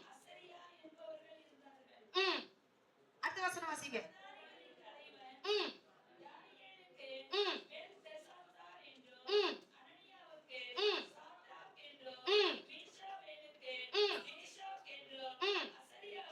ம் மறுபெயரிட்டாங்க. பாருங்க, இவங்கள 4 வாலிபர்களை பாபிலோன் 1வது அதிகாரம் படிச்சீங்கன்னா உங்களுக்கு நல்லா புரியும். 4 வாலிபர்களை என்ன பண்ணிட்டாங்கன்னா இவங்க சிறைப்பிடிச்சு கொண்டு வந்துட்டாங்க. கொண்டு வந்த போது என்ன நடந்துச்சுன்னா, நேபுகாத்நேசர் நாட்களிலே, ராஜாவுடைய நாட்களிலே இது நடக்குது. 4 வாலிபர்களை கொண்டு வந்துட்டாங்க. இவங்களுக்கு என்ன பண்றாங்கன்னா, அந்த கல்தேயர் பாஷையை கற்றுக் கொடுக்கறதுக்கு இவங்களுக்கு என்ன பண்றாங்கன்னா ஒரு பயிற்சி வைக்கிறாங்க. அடுத்தது இவங்க ராஜா கிட்ட போய் நிக்கணும். அதுக்கு என்ன பண்ணா, ராஜா சாப்பிடுற உணவை என்ன பண்றாங்களா இவங்களுக்கு கொடுக்கறதுக்கு இவங்களுக்கு என்ன பண்ணாங்கன்னா ஒரு திட்டம் போட்டுட்டாங்க. அதுக்கு தலைவர்களை என்ன பண்ணிட்டா ராஜா நியமிச்சு வச்சுட்டாங்க. இப்ப வச்சிட்ட பிறகு என்ன பண்ணோம், இந்த 4 வாலிபர்களும் என்ன பண்ணோம், ராஜா சாப்பிடுற சாப்பாடு சாப்பிடும். தானியேல் அங்க பாத்தீங்கன்னா 9வது வசனத்தை வாசிங்க. 9வது வசனம்,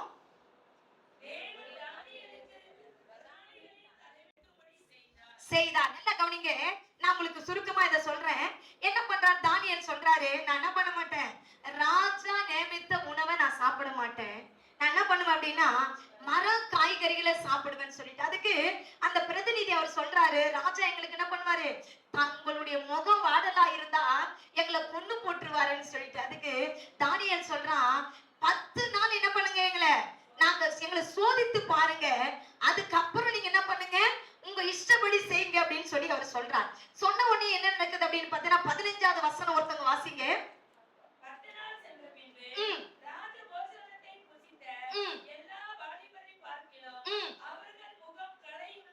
கலை உள்ளதாகவும் சரீரம் புஷ்டி உள்ளதாகவும் காணப்பட்டது. அல்லேலூயா. பாருங்க, அடிமை தேசத்துல வந்திருக்கிறான். அங்க நிறைய பேர் பாத்தீங்கன்னா அங்க பாக்குறோம் சாஸ்திரி மாருங்க, அவங்க பாக்குறோம் குறி சொல்றவங்க, நிறைய வாலிபர்கள் என்ன பண்றாங்கன்னா அந்த சாப்பாடை சாப்பிடுறாங்க, கல்வியை கற்றுக்கொள்றாங்க. ஆனா தானியேலுடைய சரீரத்திலே கர்த்தர் எதை கொடுத்தார்னா ஒரு பிரகாசத்தையும் புஷ்டியும் கர்த்தர் கொடுத்தார். ஆமென். அடிமை தேசத்துல இருந்தாலும் உன்னை பிரகாசமா கர்த்தர் வைப்பார். யார வைப்பாரு, யார நடத்துவாரு அப்படின்னு பாத்தீங்கன்னா ஜெபிக்கிறவனை நடத்துவாரு. ஆமென் ஆமென். ஜெபிக்கிறவனை கடவுள் நடத்துவாருங்க. நீ அடிமை தேசத்துல ஒரு கப்பல்ல வேலை செஞ்சா கூட எல்லார காட்டிலும் உன்னை பெருசா கர்த்தர் வைப்பார். ஆமென். இவனை வைக்கிறாரு, அவன் முகத்துல ஒரு பிரகாசம், அவன் சரீரத்துல ஒரு புஷ்டி, அவன் சரீரத்துல ஒரு பலனை கர்த்தர் கொடுக்கிறாரு. அடுத்தது சொல்லப்பட்ட 20வது வசனத்துல அவன் 10 மடங்கு அவன் என்ன பண்ணானா, சமத்தனாய் மாறிவிட்டான், ஞானம் உள்ளவனா, அறிவாளியா மாறிட்டான். 17வது வசனம், 18வது வசனம், 20வது வசனத்துல சொல்லப்பட்டது 10 மடங்கு ஞானம் உள்ளவனா மாறிட்டான். அந்த கல்தேயா பட்டணத்துல படிக்கிற அந்த கல்வியை அவன் என்ன பண்ணானா அதிகமா கற்றுக்கொண்டு 10 மடங்கு ஞானம் உள்ளவனாய் கடவுளோட உயர்த்தாராம். அல்லேலூயா.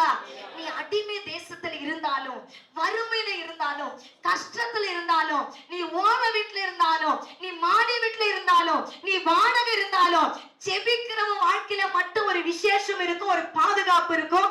அந்த பாதுகாப்பு இந்த உலகத்துல யாருக்கு கிடையாது, உனக்கு மட்டும் இருக்கும். ஆமென். ஜெபிக்கிறவனுக்கு அவ்வளவு வல்லமை இருக்குதுங்க. ஜெபி அவன் பாருங்க, அடிமை தேசத்துல வந்து ஏன் எங்களை கடவுள் அடிமையா வச்சிருக்கிறாரு, நான் என்ன பண்ணேன், நான் உண்மையா தானே இருந்தேன், எங்களையும் அடிமையா கொண்டு வந்தான்னு அவன் கேள்வி கேட்கல.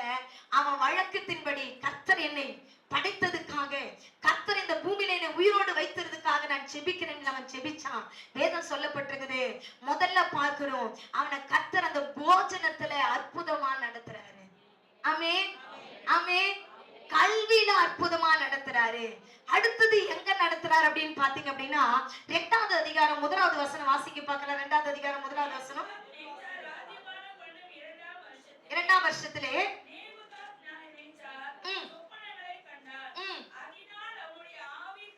கலங்கி கலைந்தது. இங்க பாக்குறோம் நேபுகாத்து நேச்சர் ராஜா என்ன பண்றாருன்னா ஒரு சொப்பனத்தை பாக்குறாரு. பார்த்த உடனே அவன் ஆவி கலங்குது. அந்த தேசத்துல இருக்கிறதான சாஸ்திரிகள் ஞானவான்கள் குறி சொல்றவங்க எல்லாரையும் கூட்டிட்டு அந்த சொப்பனத்துக்கு விளக்கம் யாராலையும் சொல்ல முடியல. கலங்கி போயிருக்கிறாங்க. ஒரு சட்டம் வருது. என்ன சட்டம்னா இங்க இந்த தேசத்துல இருக்கிற எல்லா ஞானிகளும் சாஸ்திரிகளும் குறி சொல்றவங்க எல்லாரும் கொல்ல பண்ணுன்ற சட்டம் வரும்போது 2வது அதிகாரம் 17வது வசனம் வாசிங்க. 2வது அதிகாரம் 17வது வசனம். போய் கூட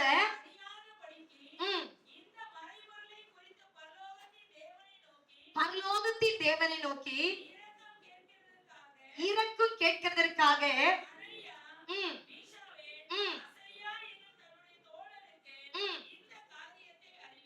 அறிவித்தான். அல்லேலூயா.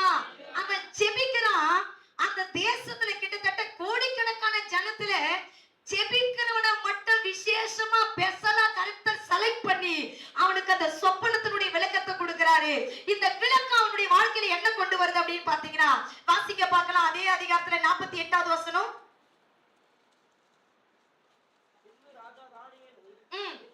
பெரியவனாக்கி சிறந்த வெகுமதிகளை கொடுத்து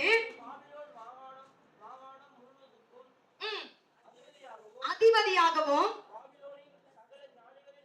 ஞானிகள் மேலும் பிரதான அதிபதியாகவும் நியமித்தார். அல்லேலூயா. ஒரு அடிமை தேசத்துல வாழறவன் அந்த தேசத்துல இருக்கிற எல்லா ஞானிகளையும் காட்டிலும் ஒரு விசேஷித்த ஞானம் உள்ளவனா மாற்றி அதிகாரியா மாறிட்டார். ஆமென், ஆமென்.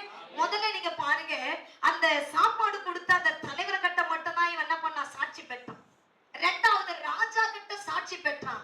அந்த சாட்சி அவனை உலகம் ஃபுல்லா அந்த பாபிலோன் தேசத்தினுடைய மகானம் ஃபுல்லா அவனை அதிபதியா மாத்துச்சு. ஜெபிக்கிறவன் வீட்டுல சாட்சியா இருப்பான். ஜெபிக்கிறவன் நாட்டுல சாட்சியா இருப்பான்.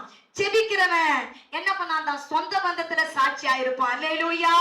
பாருங்க கீழக்கிற வசனத்துல சொல்லப்பட்டது தானியேல் நிமித்தம் சாத்ராக் மேஷாக் ஆபேத்நேகோவை ஒரு உயர்வான இடத்துல என்ன பண்ணாரா ராஜா வச்சாரு. ஆமென், ஆமென். ஆண்டவர் பாருங்க ஜெபிக்கிறவனை எப்படி எல்லாம் பாதுகாக்கிறாரு. அடுத்தபடியா பாத்தீங்கன்னா 6வது அதிகாரத்துல இன்னைக்கு கூட பாஸ்டர் உங்களுக்கு தியானிச்சிருப்பான்னு நினைக்கிறேன். 6வது அதிகாரத்துல சிங்க கெபில போடுறாங்க. ஜெபிக்கிறவன் என்ன பண்றாங்க? சிங்க கெபில போடுறாங்க. அதுல 18வது வசனம் 19வது வசனம் 20வது வசனத்துல நீங்க பாத்தீங்கன்னா 18 19 20 ஒருத்தவங்க சத்தமா வாசிக்க பார்க்கலாம். 6வது அதிகாரத்துல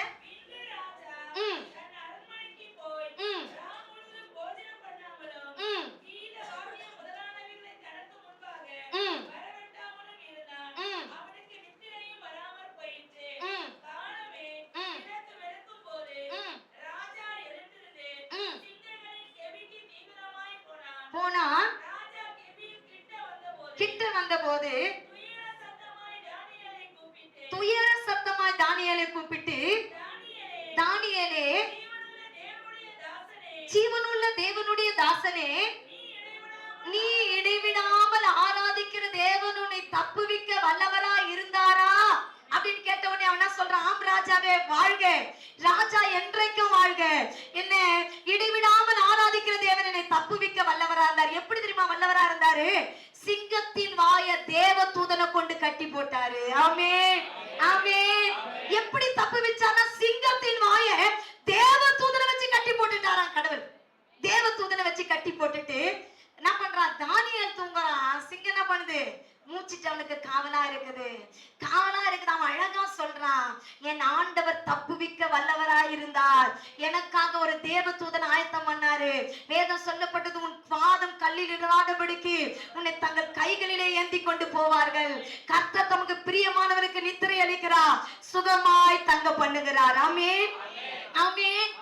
பாருங்க, இத சொன்ன உடனே அவன் தன்னுடைய தேவனை பத்தி அவ்வளவு அழகா சொல்றான். சொன்ன உடனே கடைசி வேதத்துல அழகா சொல்லப்படுது. கடைசி அந்த கடைசி வசனத்துல 6வது அதிகாரத்துல கடைசி வசனத்துல அவன் அழகா சொல்றான். அந்த ராஜா ரொம்ப அழகா சொல்றான், தானியேலின் தேவனே தேவன். தானியேலின் தேவனை என்ன பண்ணணும்? இந்த தேசம் முழுவதும் வணங்க வேண்டும் என்கிற ஒரு சட்டத்தை ராஜா கொண்டு வந்தான். ஆமென், ஆமென். நீங்க இந்த தானியேல் சம்பவம் நீங்க நிறைய முறை கேட்டிருக்க கூடும். தானியேல முதல்ல தான் வேலை செய்யற இடத்துல கடவுள் கூட இருக்கிறத உணர்த்துறார். ஜெபிக்கிறவனை கடவுள் வேலை செய்யற இடத்துல உயர்த்துவா. நீ ஜெபி, அந்த வேலை செய்யற இடத்துல உயர்த்தல, எனக்கு சத்துரு நிறைய பேர் இருக்கிறாங்கன்னு சொன்னா உன் ஜெப ஜெயம் என்ன பண்ணுது, உன் ஜெப ஜீவியம் கம்மியா இருக்குது. நீ அதிகமா ஜெபி, உன்னை கர்த்தர் உயர்த்த வல்லவராய் இருக்கிறார். ஆமென், ஆமென். இரண்டாவது, ஜெபிக்கிறவனை எங்க உயர்த்துறாரு அப்படின்னு பாத்தீங்கன்னா, அவர் எங்க உயர்த்தினா, சமுதாயத்துல உயர்த்துறாரு. நேபுகாத்நேசர் அவனை சமுதாயத்துல உயர்த்தி வச்சான். அடுத்தது, ஜெபிக்கிறவனை என்ன பண்றாருன்னா, ஆண்டவர் செய்யற ஒரு காரியம் என்னன்னு பாத்தீங்கன்னா, அவன் வணங்குற தெய்வத்தை எல்லாரையும் வணங்க வைப்பார். ஆமென், ஆமென். பாருங்க, நேபுகாத்நேசர் உயர்த்தனா, தையூ ராஜாவை என்ன பண்ணாரு, அவனை உயர்த்தி வச்சாரு. தானியேலின் தேவனே தேவன், தானியேலின் தேவனே தேவன் என்று சொல்லி அவன் வாயில அறிக்கை செய்ய கர்த்தர் உதவி செய்தார். ஆமென். கர்த்தர் சொல்றார், நான் உன்னை நித்தமும் நடத்துவேன். எப்படி நடத்துவேன்? நித்தமும் நடத்துவேன். யாரை நடத்துவானா? ஜெபிக்கிறவனை நடத்துவாரு. ஜெபிக்கிறவனை கடவுள் நடத்துவார். இதுல மாற்று கருத்தே கிடையாதுங்க. அவர் நடத்துறத நம்மளால கட்டாயம் என்ன பண்ண முடியும், உணர முடியும்.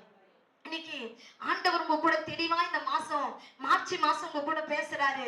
நான் உன்னை வேலை ஸ்தலத்துல உயர்த்த போறேன், உன் ஜெபத்தை இன்க்ரீஸ் பண்ணுன்னு கடவுள் கூட பேசுறேன். உன் ஜெபத்தை கொஞ்சம் அதிகமாக்குன்னு பேசுறான்.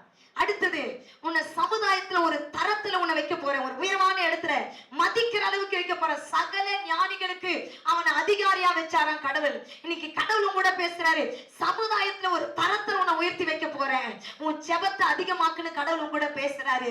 உன் மூலமா நான் பிரகாசிக்க போறேன், உன்னை நான் என்ன பண்ண, உனக்குள்ள இருந்து நான் பிரதிபலிக்க போறேன், நான் உனக்குள்ள இருந்து மகிமைப்பட போறேன். அதனால உன் ஜெப தரத்தை உயர்த்தி என்று கர்த்தர் கூட பேசுறார். ஆமென், ஆமென், ஆமென். அவரை நம்பினா போதுங்க, அவர் நம்மை நடத்த வல்லவராய் இருக்கிறார். அடுத்த பகுதிக்காக நம்ம கடந்து போகிறோம். இரண்டாவது, ஆண்டவர் சொல்றாரு, உன் ஆத்துமாவை திருப்தியாக்குவார். ஆமென், ஆமென். உன் ஆத்துமாவை கர்த்தர் என்ன பண்ண போறாரு, திருப்தியாக்க போறார். சங்கீதக்காரனாகிய தாவீது பாத்தீங்கன்னா பைபிள்ல அதிகமா ஆத்மா குறிச்சு பார்த்து சொல்லி இருக்கிறாரு.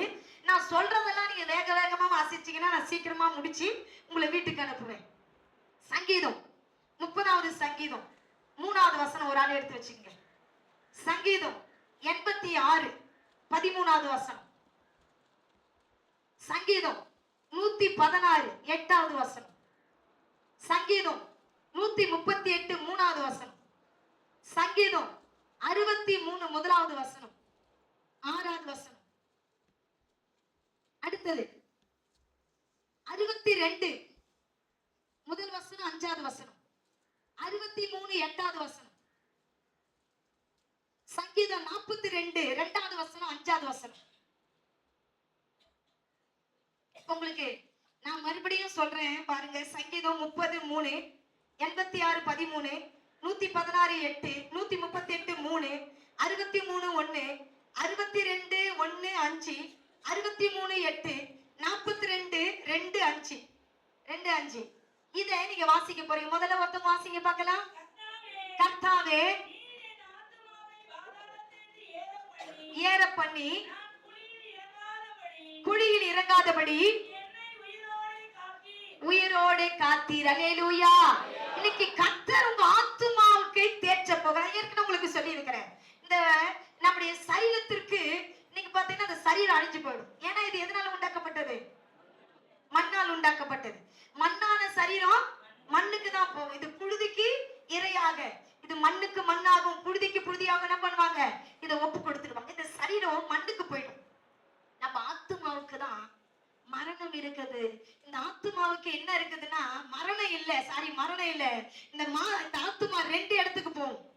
செத்து உடனே இந்த ஆத்துமா எங்க போகும்னா, நீ இயேசுவின் ரத்தத்தாலே கழுவப்பட்டு ரட்சிக்கப்பட்டவனா இருந்தா உன் ஆத்துமாவுக்கு எங்க எல்லாம் இளைப்பாறுதலை கர்த்தர் கொடுப்பார். நீ இயேசுவின் ரத்தத்தாலே கழுவப்படாம பாவ வழியில இருந்து சபைக்கு வந்து பாவ வழியில இருந்துன்னா உன் ஆத்துமாவுக்கு 2வது ஒரு இடம் இருக்குது, நரகம். ஆத்துமாவுக்கு 2 இடம் இருக்குது. நீ ரட்சிக்கப்பட்டவனா இருந்தா பரலோகம் போயிடும் ஆத்துமா. ரட்சிக்கப்படாதவனா இருந்தா சபைக்கு வந்து துன்மார்க்கமான வாழ்க்கை நீ வாழ்ந்தினா உன் ஆத்துமாவுக்கு இன்னொரு இடம் இருக்குது, நரகம். இந்த 2 இடம்னா அது ரெடியா இருக்குது ஆத்துமாவுக்கு. ஆத்துமாவுக்கு மரணம் இல்லை. அது ஒண்ணு நரகத்துக்கு போகும், இல்லைன்னா எங்க போகும், பரலோகத்துக்கு போகும். இந்த ஆத்துமாவை தாவீது சொல்றான், ஆத்துமாவில நிறைய பேருக்கு பலவீனம், ஆத்துமாவில போராட்டம், ஆத்துமாவில சஞ்சலம். தாவீது சொல்றான், என் ஆத்துமாவை மரண கண்ணிலிருந்து விலக்கி பாதுகாத்தார் அவர். ஆமென், ஆமென். ஆத்துமாவை தேற்றது என்னன்னா, உன்னை கண்ணில் இருந்து அவர் பாதுகாக்கிறார். 86வது சங்கீதத்திலே 13வது வசனத்தை நாம் வாசிக்க கேட்போம். பெரியது, தப்பு வித்தீர். நம்ம கிருபை, நம்ம கூட ஆண்டவரே சொல்ல, ஆண்டவரே உங்க கிருபை கொடுங்க, என்னை நடத்த உங்க கிருபை கொடுங்க, என்னை உயர்த்த கிருபை கொடுங்க. ஆண்டவர் நம்மளுக்கு தாவீது சங்கீதக்காரங்க தாவீது சொன்னான், நீங்க கொடுத்தது கிருபை பெருசு. என்ன தெரியுமா கிருபை? என் ஆத்துமாவை நரகத்திலிருந்து மீட்டெடுத்து இருக்கிறீங்க. அல்லேலூயா, அல்லேலூயா. இதுதாங்க பெரிய கிருபை. இந்த உலகத்துல பணம் என்கிட்ட வரும், நாளைக்கு யார்கிட்ட போவோம்? உங்ககிட்ட வரும். பணத்தையே செலவு பண்ணாத பார்த்து பார்த்து பீரோல வச்சுன்னா அதுக்கு என்ன யூஸ் ஆகுது? வருவாரு ஒரு அதிகாரி வந்து என்ன பண்ணுவாரு, ஒரே ராத்திரில உன் பணத்தை மாத்தி போயிடுவாரு. நீ என்ன பண்ணும்? வருஷம் ஃபுல்லா சம்பாதிச்சதை எடுத்துட்டு போயிட்டு வரிசையில நின்று அடிப்பட்டு இடிப்பட்டு அதை மாத்த வேண்டிய சூழ்நிலை வந்துடும். பணம் ஒருத்தங்கிட்ட போவோம், ஒருத்தங்கிட்ட வரும். பணம் ஒரு வாழ்க்கை அல்ல. பணம் ஒரு மனுஷனை பரலோகம் கொண்டு போகாது, நகை பரலோகம் கொண்டு போகாது, நான் போடுற ட்ரெஸ் பரலோகம் கொண்டு போகாது. என் ஆத்துமாவை கடவுள் பாதுகாக்கிறார், அதுதான் என்னை பரலோகம் கொண்டு போகும். அல்லேலூயா, அல்லேலூயா. ஆத்துமாக்காக கவலைப்படணும். ஐயோ இன்னைக்கு நான் ஜெபிக்கலையே, என் ஆத்துமாவுக்கு சாப்பாடு கொடுக்கலையேன்னு கவலைப்படணும். ஐயோ நான் வேதம் வாசிக்கலையே, என் ஆத்துமா இன்னைக்கு சோர்ந்து போயிருக்குதே நான் கவலைப்படணும். அதை விட்டுட்டு ஐயோ எனக்கு இது இல்லையே அது இல்லைன்னு கவலைப்படவே கூடாது, கவலைப்படக்கூடாது. அவன் சொல்றான், நீங்க எனக்கு பாராட்டின கிருபை ரொம்ப பெருசு, ஏன்னா என் ஆத்துமாவை மரணத்துல இருந்து என்ன பண்ணீங்க, காப்பாத்தி இருக்கிறீங்க. அடுத்த வசனம் வாசிமா, 116:8.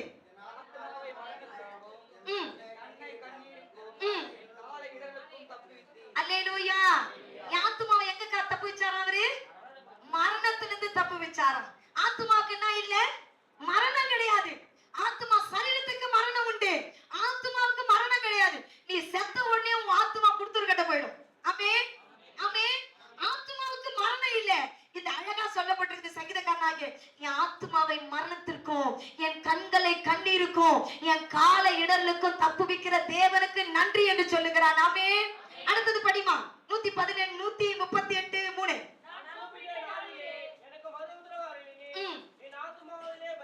பலன் தந்தீர். அல்லேலூயா, அல்லேலூயா.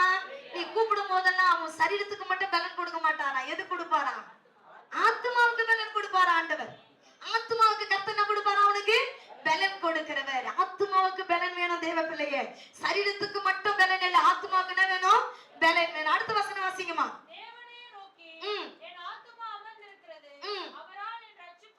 ரட்சிப்பு வரும். ஆமென். தேவனை நோக்கி ஆத்துமா எப்படின்னா காத்துட்டு இருக்குதா, ரட்சிப்புக்காக காத்து கொண்டிருக்குது. சங்கீதக்காரனாகிய தாவீது சொல்றான். அடுத்த 62 முதலாவது வசனம் வாசிச்சிட்டியாமா? 63 வாசிமா. 62 முதல் வாசிச்சீங்களா? 63 வாசிச்சிட்டீங்களா? முதல் வசனம், என்னுடைய தேவன் அதிகாலமே உம்மை தேடுகிறேன்,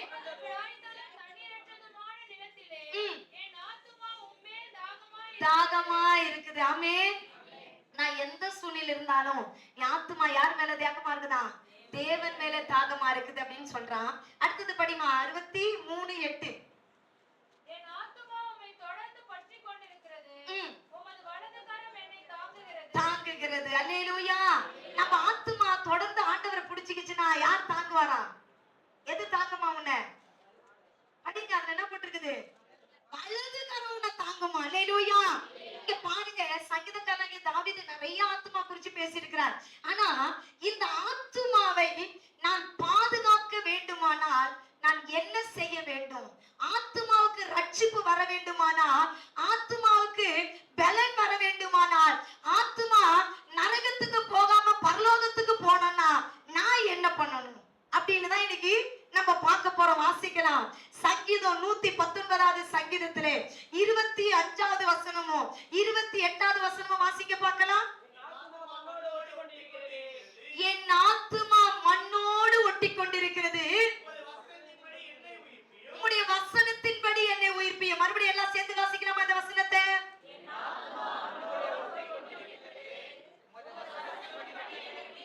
என்ன சத்தமா வாசிப்போமா?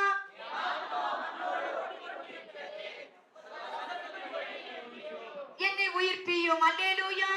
இங்க ரொம்ப அழகா சொல்றாரு, என் ஆத்துமா நரகத்துக்கு போகாம பாதுகாக்கணும்னா இந்த வசனத்தை நான் சுமக்க வேண்டும், இந்த வசனத்தை நான் வாசிக்கணும், இந்த வசனத்தின்படி நடக்கணும். அப்போ மண்ணிலே ஒட்டி கொண்டிருக்கிற என் ஆத்துமா வசனத்தின்படி உயிர்ப்பிக்கப்படும்.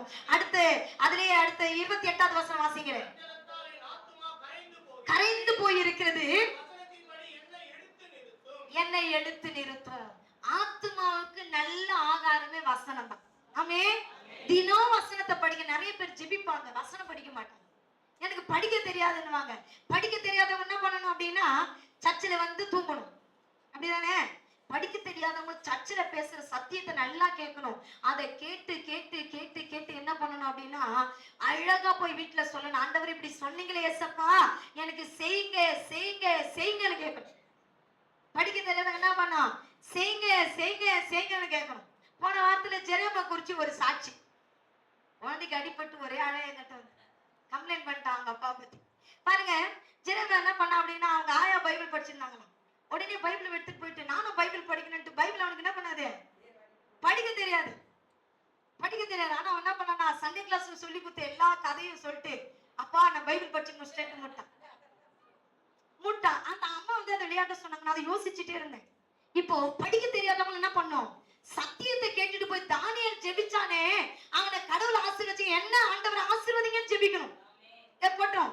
ஆத்துமாவுக்கு மரணம் என்ன பண்ணோம், நரகத்துக்கு போகணும், இல்லைன்னா பரலோகம் போகணும். என் ஆத்துமா எங்க போக கூடாது, நரகத்துக்கு போக கூடாது. அவங்க வசனத்தை நான் கேட்கணும், ஆண்டவரே கேட்டு அதன்படி நடக்க எனக்கு உதவி செய்யணும்னு கேட்கணும். என்ன நம்ம ஆத்துமாவை அவர் காப்பாற்றுகிறவரா இருக்கிறார். எப்போ ஆத்துமாவுக்கு பலன் கிடைக்கும் அப்படின்னு பாத்தீங்கன்னா, எப்போ ஆத்துமாவுக்கு உயிர் கிடைக்கும் பாத்தீங்கன்னா, பைபிள் வசனம் உன் காதுல போக போக போக, இங்க போக போக போக உன் ஆத்துமாவுக்கு பலன் கிடைக்கும். நரகத்திலிருந்து உன்னை தப்புவித்து என் ஆத்துமாவை மரணத்திற்கும், என் கண்களை கண்ணீருக்கும், என் கால்களை இடருக்கும் அவர் தப்புவிப்பார். வசனம் எனக்குள்ள போனா மட்டும்தான் இது நடக்கும். ஆமென். ஆமென். அத சங்கீதக்காரன் தாவீது ரொம்ப அழகா சொல்றான். இன்னைக்கு ஆண்டவர் சொல்றான், என் ஆத்துமாவை தேற்றி, என் ஆத்துமாவை தேற்றி, என் ஆத்துமாவை தேற்றி நடத்துறீங்க, என் எலும்புகள் எல்லாம் என்ன ஆக போகுதுன்னா பலனாக போகுது. நம்ம பைபிள்ல பாக்குறோம். எசேக்கியா பாத்தீங்கன்னா புத்தகத்துல சொல்லப்பட்டது 37வது அதிகாரத்தை எடுக்க வேணாம், இந்த சம்பவம் நமக்கு நல்லா தெரியும். எலும்பு பள்ளத்தாக்கிலே ஆண்டவர் எசேக்கியாவை கொண்டு போகிறார். எசேக்கியா தீர்க்கதரிசியே அங்க போய் கேட்கிறாரு. அந்த பார்த்துட்டு என்னப்பா நீ இது உயிர் அடையுமான்னு சொல்லிட்டு எசேக்கியா தீர்க்கதரிசியை கேட்கிறார். உங்களுக்கு தெரியும் ஆண்டவரே, ஆண்டவர் வசனம் சொல்ல சொல்ல உலர்ந்து போன எலும்புக்கு உயிர் கிடைச்சது, பலன் கிடைச்சது. அது ஒரு பெரிய சேனையா எழுந்து நின்னுச்சு. அது ஆண்டவருக்காக ராணுவமா எழுதி நின்று யுத்தம் செய்ய ஆரம்பிச்சது. இன்னைக்கு கர்த்தர் சொல்லுகிறார், நீ ஒரு யுத்த வீரனாய் மாற வேண்டுமானால் வசனத்தின்படி வாழணும். வசனத்தின்படி படிக்கிறது இல்லைங்க. பிரசங்கிக்கிற என்னதான் முதல்ல ஆண்டவர் டெஸ்ட் பண்ணுவார். அப்புறம் தான் உங்களுக்கு முதல்ல நான் வசனம் படிக்கணும் கடவுள் பார்ப்பார். மணிக்கணக்கா வசனத்தை படிக்கிறவனுடைய வாழ்க்கையில கர்த்தர் ஒரு பெரிய பொக்கிஷ சாலையை கர்த்தர் திறப்பார். அந்த கதவை திறக்கும் போது அந்த கதவுல இருக்க எல்லா பொக்கிஷத்தையும் நீ பெற்றுக் கொள்வார். வசனத்தின் மூலமா தான் உனக்கு பலன் கிடைக்கும், ஆத்துமாவுக்கு பலன் கிடைக்கும். நரகத்திலிருந்து தப்புவிக்கப்படுவா. இந்த உலகத்துல எது இருந்தாலும் எதனால கவலைப்படாத, உன் ஆத்துமா பரலோகத்தில் இருக்கும். நம்ம பாக்குறோம், இயேசு கிறிஸ்து அவர் ஊழியம் செய்த நாட்கள் ஒரு கதை சொல்லுவாரு. ஒரு ஐஸ்வர்யவான் இருந்தா, ஒரு என்ன பண்ண, ஒரு ஏழை பிச்சைக்காரன் ஒருத்தன் இருந்தா, லாசருன்னு சொல்லிட்டு. ஐஸ்வர்யவான் நல்லா சாப்பிட்டு புஷ்டியா இருந்தா, நல்லா என்ன பண்ணா, சந்தோஷமா வாழ்ந்தா. ஐஸ்வர்யவானும் செத்து போனான், லாசருவும் பிச்சைக்காரனும் செத்து போனான். ஐஸ்வர்யமான மேலத்தாளத்தோடு கூட எடுத்தாங்க. பாத்தீங்கன்னா இந்த லாசருவை பாத்தீங்கன்னா குப்பைக்காரன் எடுத்து புதைச்சான். தூக்கி போய் போட ஆள் இல்ல, குப்பைக்காரனை தூக்கி போய் புதைச்சான். ஆனா பைபிள்ல போட்டு இருக்கிறது, இந்த லாசரு ஆபிரகாம் மடியில தேற்றப்பட்டான், ஆனா ஐஸ்வர்யவான் அழியாத அக்கினிக்குள் தள்ளப்பட்டான். இன்னைக்கு நான் சொல்றேன், உன் வாழ்க்கை கோபுரமா இருக்குது, உன் வாழ்க்கை பணக்கார வாழ்க்கை வாழ்ந்து பெருசு இல்ல, உன் ஆத்துமா எந்த வாழ்க்கை வாழ்ந்துட்டு இருக்குது உன்னை நீ ஆராய்ந்து பாருங்க. ஆண்டவர் இந்த பரிசுத்த ஓய்நாள்ல உன் கூட பேசி கொண்டிருக்கிறா. நீ வாழற வாழ்க்கை எத்தனை நாளைக்கு இருக்குன்னு தெரியாது. இன்னைக்கு உட்கார்ந்துட்டு இருக்க, நாளைக்கு இருப்பியான்னு தெரியாது. ஆனா உன் ஆத்துமா இன்னைக்கு செத்தா இன்னைக்கு பரலோகம் போகுமா என்று ஒவ்வொரு நாளும் உன்னை சிந்தித்து பாரு. அடுத்தவங்களை பத்தி பேசும்போது, அடுத்த காரியத்தை செய்யும் போது, பாவ காரியத்தை செய்யும் போது யோசி, இன்னைக்கு இயேசு வருவாரானால் இந்த ஆத்துமா பரலோகம் போகுமான்னு யோசிச்சு பாரு. யோசி. ஆண்டவர் சொல்றாரு, இன்னைக்கு ஆண்டவர் உங்களை பேசுறார். தாவீது சொல்றான், என் ஆத்துமாவை மரணத்திலிருந்து தப்புவித்தார், என் ஆத்துமாவை பாதாளத்திலிருந்து தப்புவித்தார், என் ஆத்துமா மண்ணோடு ஒட்டிட்டு இருந்துச்சு, உங்க வசனத்தின்படி என்ன பண்ணுங்க, உயிர்ப்பிச்சிருங்கன்னு சொல்லி கெஞ்சறான். கடைசியா தாவீது தன் வாழ்க்கையில வயசான போது எழுதின சங்கீதம் 23வது சங்கீதம் 23வது சங்கீதத்திலே 3வது வசனத்துல அவன் எழுதுகிறான், கர்த்தரின் ஆத்துமாவை தேற்றி என்னை நீதியின் பாதையிலே நடத்துவார், நான் மரண இருளின் பள்ளத்தாக்கில் நடந்தாலும் பொல்லாப்புக்கு பயப்படு, தேவரீர் என்னோடு கூட இருக்கிறீர், உமது கோல் உம்முடைய தடி. சங்கீதம் தான் 23. அவன் சொல்றான், என் மேய்ப்பராய் கர்த்தர் இருக்கிறார், என்ன ஒரு மேய்ப்பன் நடத்துறது போல என்னை இந்த நாள் வரைக்கும் நடத்தி வந்திருக்கிறார். அவர் என்ன நடத்துறார்.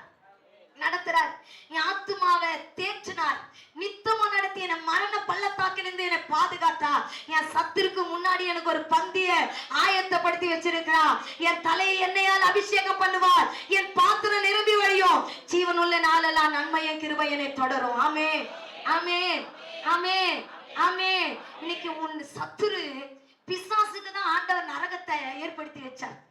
பிசாசுக்கு தான் கடவுள் என்ன பண்ணாரு, நரகத்தை ஏற்படுத்தினார். ஆனா பிசாசு நான் ஒண்டிய போனா பிடிக்காதுன்னுட்டு அவர் சாயல்ல படைக்கப்பட்ட உன்னை என்னையும் கூட்டிட்டு போறதுக்கு உன் சிந்தையும் உன் மனசையும் உன் வாயையும் இன்னைக்கு தேவனுக்கு விரோதமா எழுப்பி வர்றான்.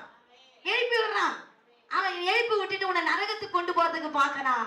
சங்கீதக்காரனாகிய தாவீது சொல்றாரு, என்னை மேய்ப்பன் நடத்தி என் ஆத்துமாவை தேற்றி மரண பள்ளத்தாக்கிலிருந்து என்னை பாதுகாத்து, என் சத்துருனா இன்னைக்கு பிசாசுக்கு முன்னாடி என் தலை எண்ணெயால் அவர் அபிஷேகம் பண்ணி அவர் நித்திய ராஜ்யத்துல என்னை கொண்டு போய் சேர்ப்பார் என்று சொல்லி அவன் சொல்றான்.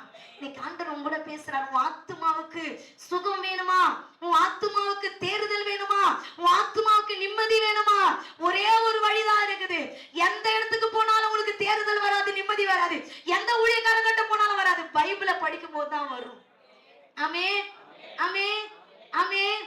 பைபிளை படிக்கும் போது, பைபிளை கேட்கும் போது தான் உன் ஆத்துமாவுக்கு என்ன வரும் அப்படின்னு பாத்தீங்கன்னா நிம்மதி வரும். அல்லேலூயா, அல்லேலூயா, அல்லேலூயா.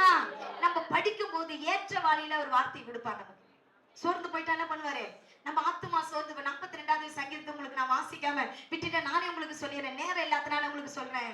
என் ஆத்துமாவை ஏன் கலங்குற, ஏன் திகிற, கர்த்தரை நோக்கி காத்துரு, அவனால உங்களுக்கு ரட்சிப்பு வரும்னு சொல்றாரு. அவர் மதுக்கள் இறைச்சின் சத்தத்தை விட என்னுடைய இறைச்சலின் சத்தம் பெருசா இருக்குது சத்தம் சொல்றாரு. கடைசியா சொல்றாரு, என் ஆத்துமாவுக்கு அவர் ஜீவனை கொடுக்கிறது மட்டும் இல்ல, என் ஆத்துமாவை ரட்சித்து அவர் பரலோகத்துக்கு கொண்டு போவார். அல்லேலூயா. வசனம் தாங்க உங்களை தேற்றும். ஆமென். ஏற்ற வாளியிலே சொல்லப்பட்ட வார்த்தை அது எப்படி இருக்குதா, பொற்பழங்களுக்கு சமமா இருக்குதான். ஏற்ற வேலையில இப்ப பாருங்க, நான் இங்க சோர்ந்து போயிருக்கும் போது நீ ஏன் ஒருத்தவங்களை பாக்குறான்னு வச்சுக்கிறேன், ரட்சிக்கப்பட்டவங்க உங்க ஃப்ரெண்ட் யாரோ ஒருத்தவங்களை பாக்குறாங்க, ஏன் சோர்வா இருக்கிற, என்ன பண்றதுன்னு சொல்லி அவங்க பிரச்சனை சொல்லுங்க, அவங்க சொல்லுவாங்க ஈஸியா, கடவுளும் கூட இருக்கிறார், ஏன் சோர்ந்து பண்ண, உடனே என்ன தெரியுமா ஆயிடும் உனக்கு, அந்த சோர்வெல்லாம் விட்டு என் கூட இருக்கிற ஒரு பெரியசர் என் வல பக்கத்திலேயே எனக்கு நீளா இருந்துட்டே இருக்கிறார், அவர் பெரியவரா இருக்கிறார்ன்ற ஒரு எண்ணம் உனக்கு வரும். ஆமென். அல்லேலூயா. ஏற்ற வேலையில வாக்குகளை கொடுத்து உன்னை தேற்றுவார். தனிமையில நீ அழும் போதெல்லாம் ஒரு தாயை போல உன்னை தேற்றுவார்.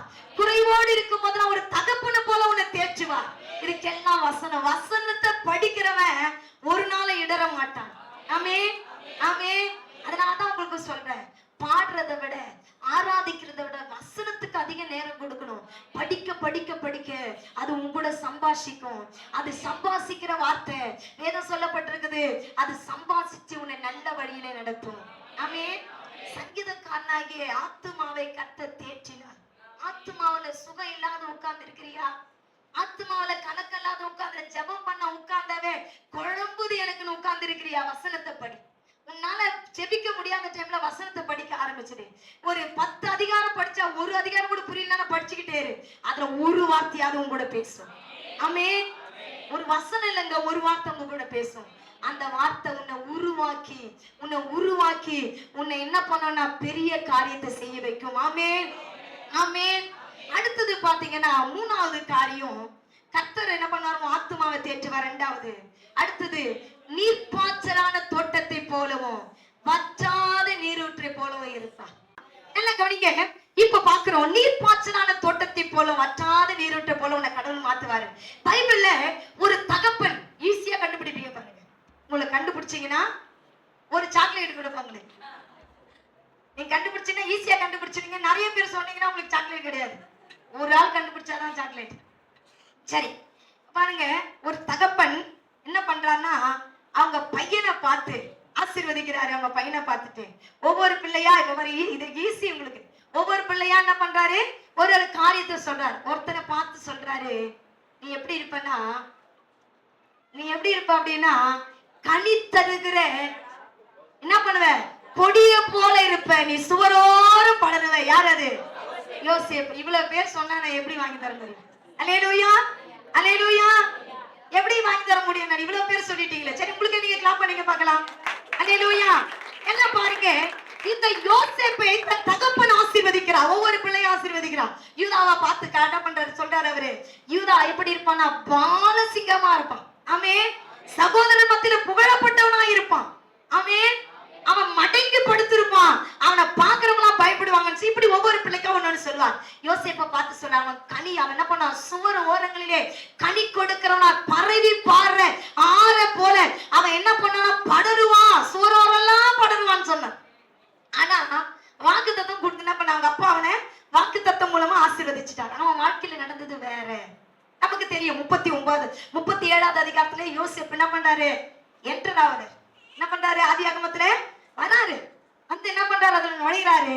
அவர் நுழையும் போது என்ன நடக்குது அப்படின்னு பாத்தீங்கன்னா, என்ன நடக்குது அப்படின்னா, அவர் வராரு. வந்த உடனே அங்க போட்டிருக்கோம், 1வது 2வது வசனம் 3வது வசனத்துல இருந்து போட்டிருக்கோம். அவன் வந்து அவங்க அப்பாவுக்கு வயசான காலத்துல பிறந்ததுனால அவனுக்கு ஒரு என்ன பண்ணாரு, ஒரு அங்கியை தைச்சு கொடுத்து, பலவங்கமான அங்கியை தைச்சு கொடுத்து ரொம்ப நேசிப்பார். ராகேலை நேசிச்சாரு. ராகேல் செபித்து பெற்ற இந்த பிள்ளையும் அவர் என்ன பண்ணாரு, நேசிக்க ஆரம்பிச்சாரு. நேசிக்கிறாரு. இதனால அவங்க சகோதரனுக்கு கோவம் வந்துச்சு, எல்லாம் வந்துச்சு.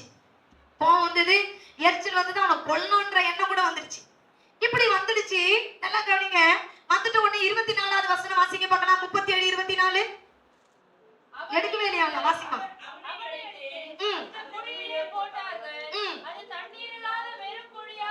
தண்ணீர் இல்லாத வெறும் குழியா. இந்த கதைலாம் உங்களுக்கு நிறைய தெரியும், சண்டே கிளாஸ்லயும் சொல்லியிருப்பாங்க, நிறைய முறை செய்தி கேட்டிருப்பாங்க. நான் சொல்லி முடிச்சிடறேன், நல்லா கவனிங்க, நல்லா கவனிங்க. என்ன பண்றான்னா குழியில போட்டாங்க. அவங்க அண்ணனுக்கு சாப்பாடு எடுத்துட்டு போயிட்டு நல்லா விசாரிக்க போனவன சொந்த ரத்தமே என்ன ஆயிடுச்சு, சொந்த ரத்தமே பிரச்சனை தான். ஆமென், ஆமென். சொந்த ரத்தமே தூக்கி குழியில போட்டுடுச்சு. அதெல்லாம் 2 பேருக்கு இரக்கம் பாராட்டி, ரூபனுக்கும் யூதாவுக்கும் இரக்கம் பாராட்டி என்ன பண்ணாங்க, அந்த ரத்தப்பழி நமக்கு எதுக்கு, அவன் என்ன பண்ணான், எகிப்தியன் எங்க பண்ண விட்டு போட்டான், இஸ்மவேலுக்கு அவனை வித்து போட்டுட்டான். அங்க இருந்து அவன் மீட்கப்பட்டு மறுபடியும் எங்க போறான், போத்திபார் வீட்டுக்கு போறான். போத்திபார் வீட்டுக்கு போயிட்டு என்ன நடக்குது அப்படின்னு பாத்தீங்கன்னா, 39வது அதிகாரத்துல 2வது வசனம் 3வது வசனம் வாசிமா. இருந்தான் காரிய சித்தியுள்ளவனானா,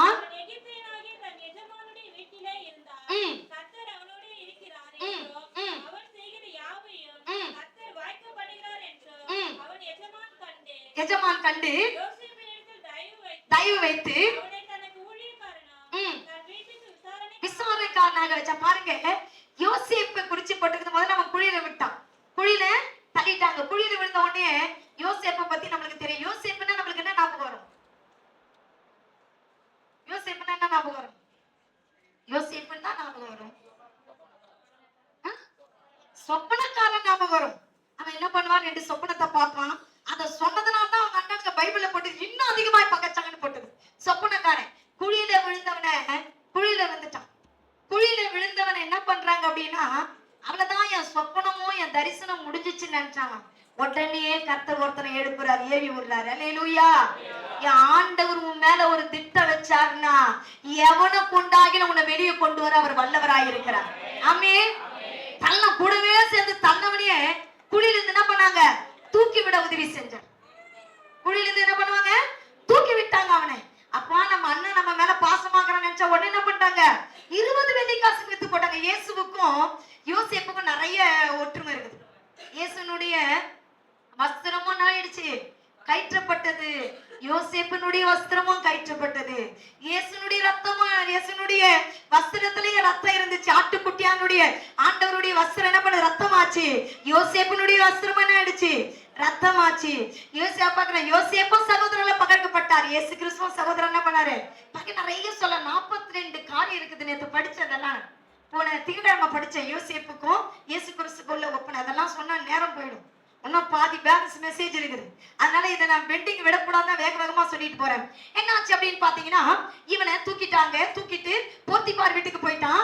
அங்க போயிட்டு அவன் செய்யற வேலையெல்லாம் கடவுள் ஆசீர்வதிச்சார். பாருங்க, டிஃப்ரெண்டா அவனை பார்க்கிற அளவுக்கு அவனை கர்த்தர் மாத்தினார். எப்பயுமே இந்த ஜெபிக்கிற பிள்ளைங்க, வேதம் வாசிக்கிற பிள்ளைங்க, பாவத்தை வெறுக்கிற பிள்ளைங்க, பரிசுத்தமா வாழற பிள்ளைங்களை மத்தவங்க டிஃப்ரெண்டா பாக்குற அளவுக்கு அவங்க இருப்பாங்க. அவனை டிஃப்ரெண்டா பார்த்தவங்க அதிகாரியா மாத்திட்டான். இது என்ன ஆயிடுச்சு, பிசாசுக்கு பிடிக்கல. ஒருத்தன் நம்ம நல்லா இருந்தா என்ன பண்ணாது, மத்தவங்களுக்கு பிடிக்கல. என்ன ஆயிடுச்சு அப்படின்னா, அவன் வீட்டுல ஒரு பிரச்சனை வந்து அவருடைய மனைவி என்ன பண்ணாங்க, அவங்ககிட்ட தப்பா நடக்க போயிட்டு, இதனால எங்க போயிட்டாரு அவர் 28வது வசனம் 29வது வசனம் சொல்லப்பட்டிருக்குது. அவன் எங்க போயிட்டான், சிறைச்சாலைக்கு போனான். எங்க போனான், சிறைச்சாலைக்கு போனான். சிறைச்சாலையில போனா அங்கேயும் என்ன பண்ணாரு, ஐயோ கடவுள் என்னை கைவிட்டான்னு அவன் யோசிக்கவே இல்லை. அதுக்குள்ள அவன் போறதுக்குள்ள சிறைச்சாலன் இருதயத்திலே கர்த்தர் அவனுக்கு தயவு உண்டாங்க. போறதுக்குள்ள ஒரு ஆள் அவனுக்கு ரெடியா இருந்துகிட்டே இருந்துச்சு. ஆமே, நீ இன்னைக்கு போறதுக்குள்ள உன்னுடைய காரியத்தை எல்லாம் கர்த்தர் வாய்க்க பண்ணுவா. பொறுத்திருக்கினுடைய காரியத்தை கர்த்தர் வாய்க்க பண்ண வல்லவராயிருக்கா. போறதுக்குள்ளே அதுக்குள்ள ஒருத்தர் ரெடியா இருக்கிறான் அவனுக்கு உதவி செய்யறதுக்கு. அங்க போனா அங்கே என்ன பண்ணா, ராஜா அரண்மனையில இருக்கிற மாதிரி தான் சிறைச்சாலையில அவன் இருந்தான்.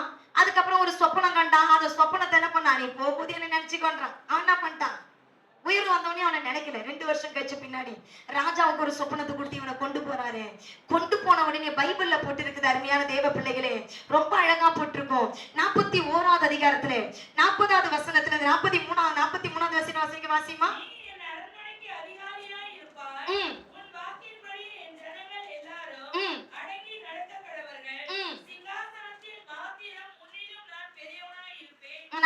வாசிக்க.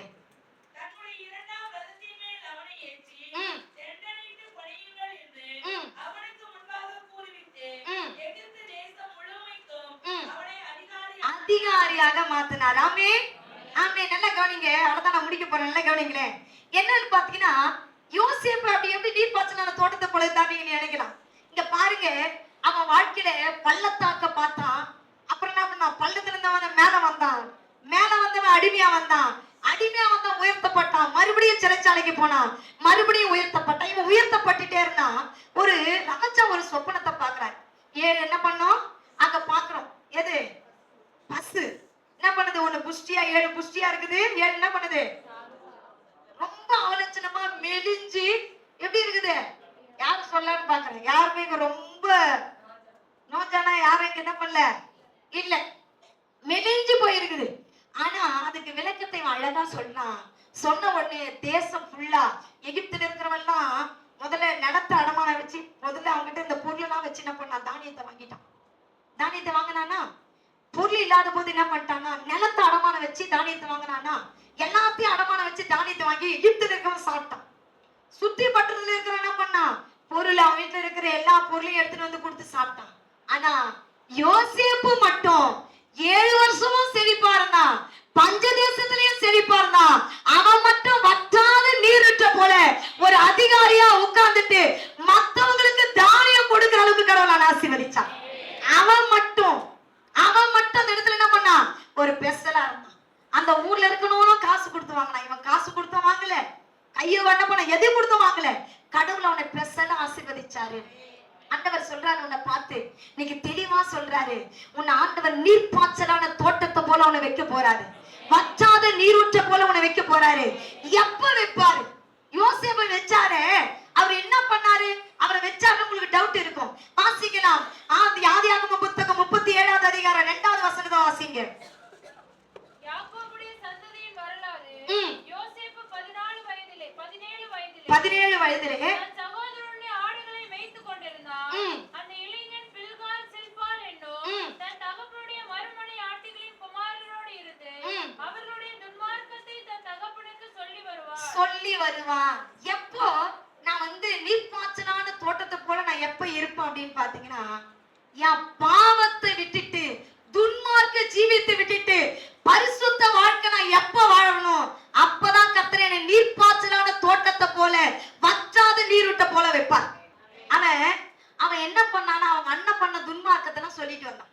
அவங்க அண்ணன் என்ன தப்பு பண்றான், அது எல்லாத்தையும் அவன் அவங்க அப்பா கிட்ட சொன்னான். நம்ம நினைக்கலாம் யோசேப்பு என்ன பண்றாரு, கோல் மூட்டுறாருன்னு நினைக்கலாம். ஆனா உண்மையா நீங்க பார்த்தா யோசேப்பு பழுது இல்லாத மனுஷன். ஆண்டவரை முறுமுறுக்கவும் இல்லை, தூஷிக்கவும் இல்லை. எந்த இடத்துல போனாலும் ஆண்டவருக்கு உண்மையா இருந்தான். அவன் சொன்னான், சரி மத்தவங்கள சொன்னா அவங்க அப்பா கூட இருந்தா அவங்க அப்பாவுடைய அரவணைக்கிறதுனால அவன் பாவம் செய்யலன்னு சொல்லிட்டு நீ நானும் சொல்லலாம். ஆனா அரவணையில் இருக்கும்போது அப்பாவை இல்ல, அம்மாவை இல்ல, யாரும் இல்ல. அவன் சொல்றான், என் தேவனுக்கு விரோதமா நான் பாவம் செய்கிறது எப்படி? 39வது அதிகாரத்துல 9வது வசனம். என்ன யார் பாக்குறா? இந்த அரமனையில யாரும் இல்ல, உன் வீட்டுக்காரர் இல்ல, வேலைக்காரன் இல்ல, யாருமே இல்ல. ஆனா என்ன ஆண்டவர் பாக்குறாரு இல்ல. அவன் சொல்றான், என்ன யார் பாக்குறாங்க பாக்காத அப்பன்னு பிரச்சனை. ஆனா என்ன படைச்ச ஆண்டவர், மரணத்துக்கு கிடந்த எனக்கு ஒரு ஜீவனை கொடுத்த ஆண்டவர், எனக்கு இம்மட்டுமா என்னை சமுதாயத்துல ஒதுக்கப்பட்ட எனக்கு ஒரு உயர்வான இடத்தை கொடுத்த ஆண்டவர் என்ன பாக்குறாருன்னு அவன் நினைச்சான். பாவத்தை வெறுத்தான். யார ஆண்டவர் பஞ்ச தேசத்துல கூட ஆசீர்வதிப்பான், பாவத்தை வெறுக்கிறவனை தான் கடவுள் ஆசீர்வதிப்பான். அவன் தான் நீர்ப்பாய்ச்சலான தோட்டத்தை போலவும் வற்றாத நீரூற்றை போலவும் இருப்பார். ஆமே ஆமே ஆமே. அவனதான் கடவுள் ஆசீர்வதிப்பார். இன்னைக்கு கடவுள் அதான் பேசுறாரு. கடவுள் எனக்கு வாக்கு கொடுத்துட்டாரு, என்னை இப்படி ஆசீர்வதிக்கணும், ஆசீர்வதிக்கவே மாட்டார். எப்ப ஆசீர்வதிப்பாரு? வசனத்துக்கு உட்பட்டு நீ வாழும் போதுதான் கடவுள் ஆசீர்வதிப்பார். இப்ப கூட கர்த்தர் உன்னை நித்தமும் நடத்தி மகா வறட்சியான காலத்துல உன் ஆத்துமாவை திருப்தியாக்கும், உன் எலும்புகள் எல்லாம் நிலமுழுதாக்குவார். நீ வற்றாத நீருற்றை போல வளமிக்க தோட்டத்தை போல இருப்பா அப்படின்னு சொன்னவனே எல்லாருக்கும் ஒரே சந்தோஷம். என் ஆண்டவர் என்ன பண்ணாரு, ஆசீர்வாத வாய்க்காலா வைக்க போறாரு. பரவி பாயிர வாய்க்கால நான் இருக்க போறேன் அப்படின்னு சொல்லிட்டு என்ன பண்ணாரு அப்படின்னு சொன்னா, இப்படி நம்ம எல்லாரும் சொல்லுவோம். ஆனா இந்த வாக்கு தத்துவம் நிறைவேறணும்னா 3 நீ செய்யணும். 1, உன்னை கர்த்தர் நடத்தலனா உன் ஜெபம் அதிகரிக்க வேண்டும். முன்னாடி இந்த ஜெபத்தை விட எக்ஸ்ட்ரா ஒரு 5 நிமிஷமாச்சு அதிகமாகும். எக்ஸ்ட்ரா என்ன ஆகணும்? 5 நிமிஷமாச்சு அதிகமாகும். 2வது, வசனத்தோடு நீ இணைந்து வாழ வேண்டும், வசனத்தை படிக்கும். 3வது, பாவத்தை வெறுக்கணும். அப்போ உன்னை கடவுள் ஆசீர்வதிப்பார். அந்த ஆசீர்வாதம் சமுதாயம் திரும்பி பார்க்கிற அளவுக்கு இருக்கும். ஆமென் ஆமென். அந்த ஆசீர்வாதம் உன்னை எல்லா பக்கத்துல இருக்கிற ஊரெல்லாம், பக்கத்துல இருக்கிற நாடெல்லாம் உன்னை தேடி வரவங்களுக்கு அந்த ஆசீர்வாதம் இருக்கும். யோசேப்பை தேடி எல்லாரும் வந்தாங்க. யோசேப்ப பாத்தீங்கன்னா, யோசேப்ப சிறைச்சாலையில போறதுக்கு காரணமா இருந்த போத்திபாருடைய மனைவி கூட அவனை தேடி வந்து கையேந்திரான் ஆகாரத்துக்காக. ஆனா ஒரு நாள் அவன் என்ன பண்ணல, அவன் என்ன பண்ணல, ஒரு வார்த்தையும் பேசல. தன்னை குழியில தூக்கி போட்ட அண்ணெல்லாம் வந்து தலை என்ன பண்ணான், காலில் விழுந்தான். அவங்களையும் தூக்கி போல. அவன் சொல்றான், இந்த புத்தகத்துல சொல்றான், நீங்க என்ன விட்டு போட்டதுக்காக கவலைப்படாதீங்க, ஆண்டவர் எங்களை வேணும் முன்னேடியே கொண்டு வந்தாரு. ஏன்னா உன்னையும் என்னையும் போஷிக்கும்படியாக என் ஆண்டவர் கொண்டு வந்தார். இது தீமைக்காக அல்லது நன்மையாய் கர்த்தர் மாற்ற. நீங்களோ எனக்கு தீமை செய்ய நினைத்தீர்கள், கர்த்தரோ அதை என்ன பண்ணிட்டார், நன்மையா மாத்தி முடிச்சிட்டாரு. ஆமென் ஆமென். அவன் நீரூற்றண்டையிலே படரி பாருகிற ஆறை போல அவன் இருந்தான். அவன் சுவர் ஓரங்கள் எல்லாம் பரவி பாழ்ந்தான். அவனுக்கு பாதுகாப்பு இல்லாத காலகட்டத்துல கூட அவன் பரிசுத்தமா வாழ்ந்தான். யார் பாக்குறாங்க பாக்குறது அப்பாற்பட பிரச்சனை, உன்னை படைச்ச தேவன் பாக்குறார். இன்ன வரைக்கும் நீ உயிரோடு இருக்குன்னா அவர் கிருபை மட்டும்தான், அவர் கிருபை மட்டும்தான். நான் நிற்பதும் நிர்மூலமாகாது இருக்கிறது அவர் கிருபை மட்டும்தான். உயிரோடு இருக்கிற கடவுள் என்ன பாக்குறாரு, என்ன பாக்குறான்ற பயம் யாருக்கு வருதோ அவன் மட்டும்தான் ஆசீர்வாதமா இருப்பான். அவனுடைய வாய்க்கால்கள் நீர் ஊற்றண்டையில அவன் கனி கொடுக்கிறவனாய் மாறுவான். அல்லேலூயா. அதான் சொல்லப்பட்டிருக்குது, அவன் நித்தமும் கனி கொடுப்பான். சங்கீதம் 1ல சொல்லப்பட்டிருக்குது, இரவும் பகலும் கர்த்தருடைய வேதத்தை தியானிக்கிற மனுஷன் பாக்கியவான். அவன் நீர் ஊற்றண்டையில என்ன பண்ணுவான், கனி கொடுக்கிறவனாய் மாறுவான், கனி கொடுக்கிறவனாய் மாறுவான். கர்த்தர் உங்களை மாற்றுவார். நம்ம எல்லாம் முழங்கால் படிட்டு ஆண்டவர்கிட்ட சொல்ல போறோம், ஏசப்பா என்ன நீங்க மாத்த போறீங்கப்பா, நான் நம்புறேன்ப்பா, நான் நம்புறேன்ப்பா, நான் நம்புறேன்ப்பா. என் ஜெப ஜீவியம் அதிகமாக போது நான் நம்புறேன்ப்பா, என் ஜெப ஜீவியம் அதிகமாக போது நான் நம்புறேன்ப்பா, நான் அதிகமா வேதத்தை படிக்க எனக்கு உதவி செய்ய போறேன், நான் நம்புறேன்ப்பா, நான் நம்புறேன்ப்பா. ஆண்டவரே தகப்பனே என்ன ஆசீர்வாதமா நீங்க வைக்க போறீங்கப்பா. எங்களை நேசிக்கிறவரே அது நல்ல வேலைக்காக நன்றிங்கப்பா. கர்த்தர் உன்னை நித்தமும் நடத்தி மகா வறட்சியான காலத்துல உன் ஆத்துமாவை திருப்தியாக்கி உன் எலும்புகளை நிலமுள்ளதாக்குவார். நீ வற்றாத நீரூற்றை போலவோ வளமிக்க தோட்டத்தை போல இருப்பான்னு சொன்னீங்களப்பா. இந்த சத்தியம் எங்க ஜெபத்தை அதிகமாகட்டும். இந்த வார்த்தை எங்க வசன வாசிப்பு அதிகமாகட்டும். இந்த வசனம் எங்க பாவத்தை ஆண்டவரே வெறுக்க செய்யட்டையா. உம்மோடு இருக்க உதவி செய்யும். அந்த பிள்ளைகளை ஆசீர்வதியும், பலப்படுத்தும். இயேசுவின் நாமத்தில் பிதாவே. எல்லாம் சேர்ந்து சொல்லலாம். என் ஆத்துமாவே கர்த்தரை ஸ்தோத்திரி, என் ஆத்துமாவே கர்த்தரை ஸ்தோத்திரி, அவர் செய்த சகல உபகாரங்களை மறவாதே. ஆமென். அல்லேலூயா, அல்லேலூயா. ஒரு வார்த்தை சொல்லுங்க. கர்த்தர் உங்களை ஆசீர்வதிக்க வல்லவராய் இருக்கிறார்.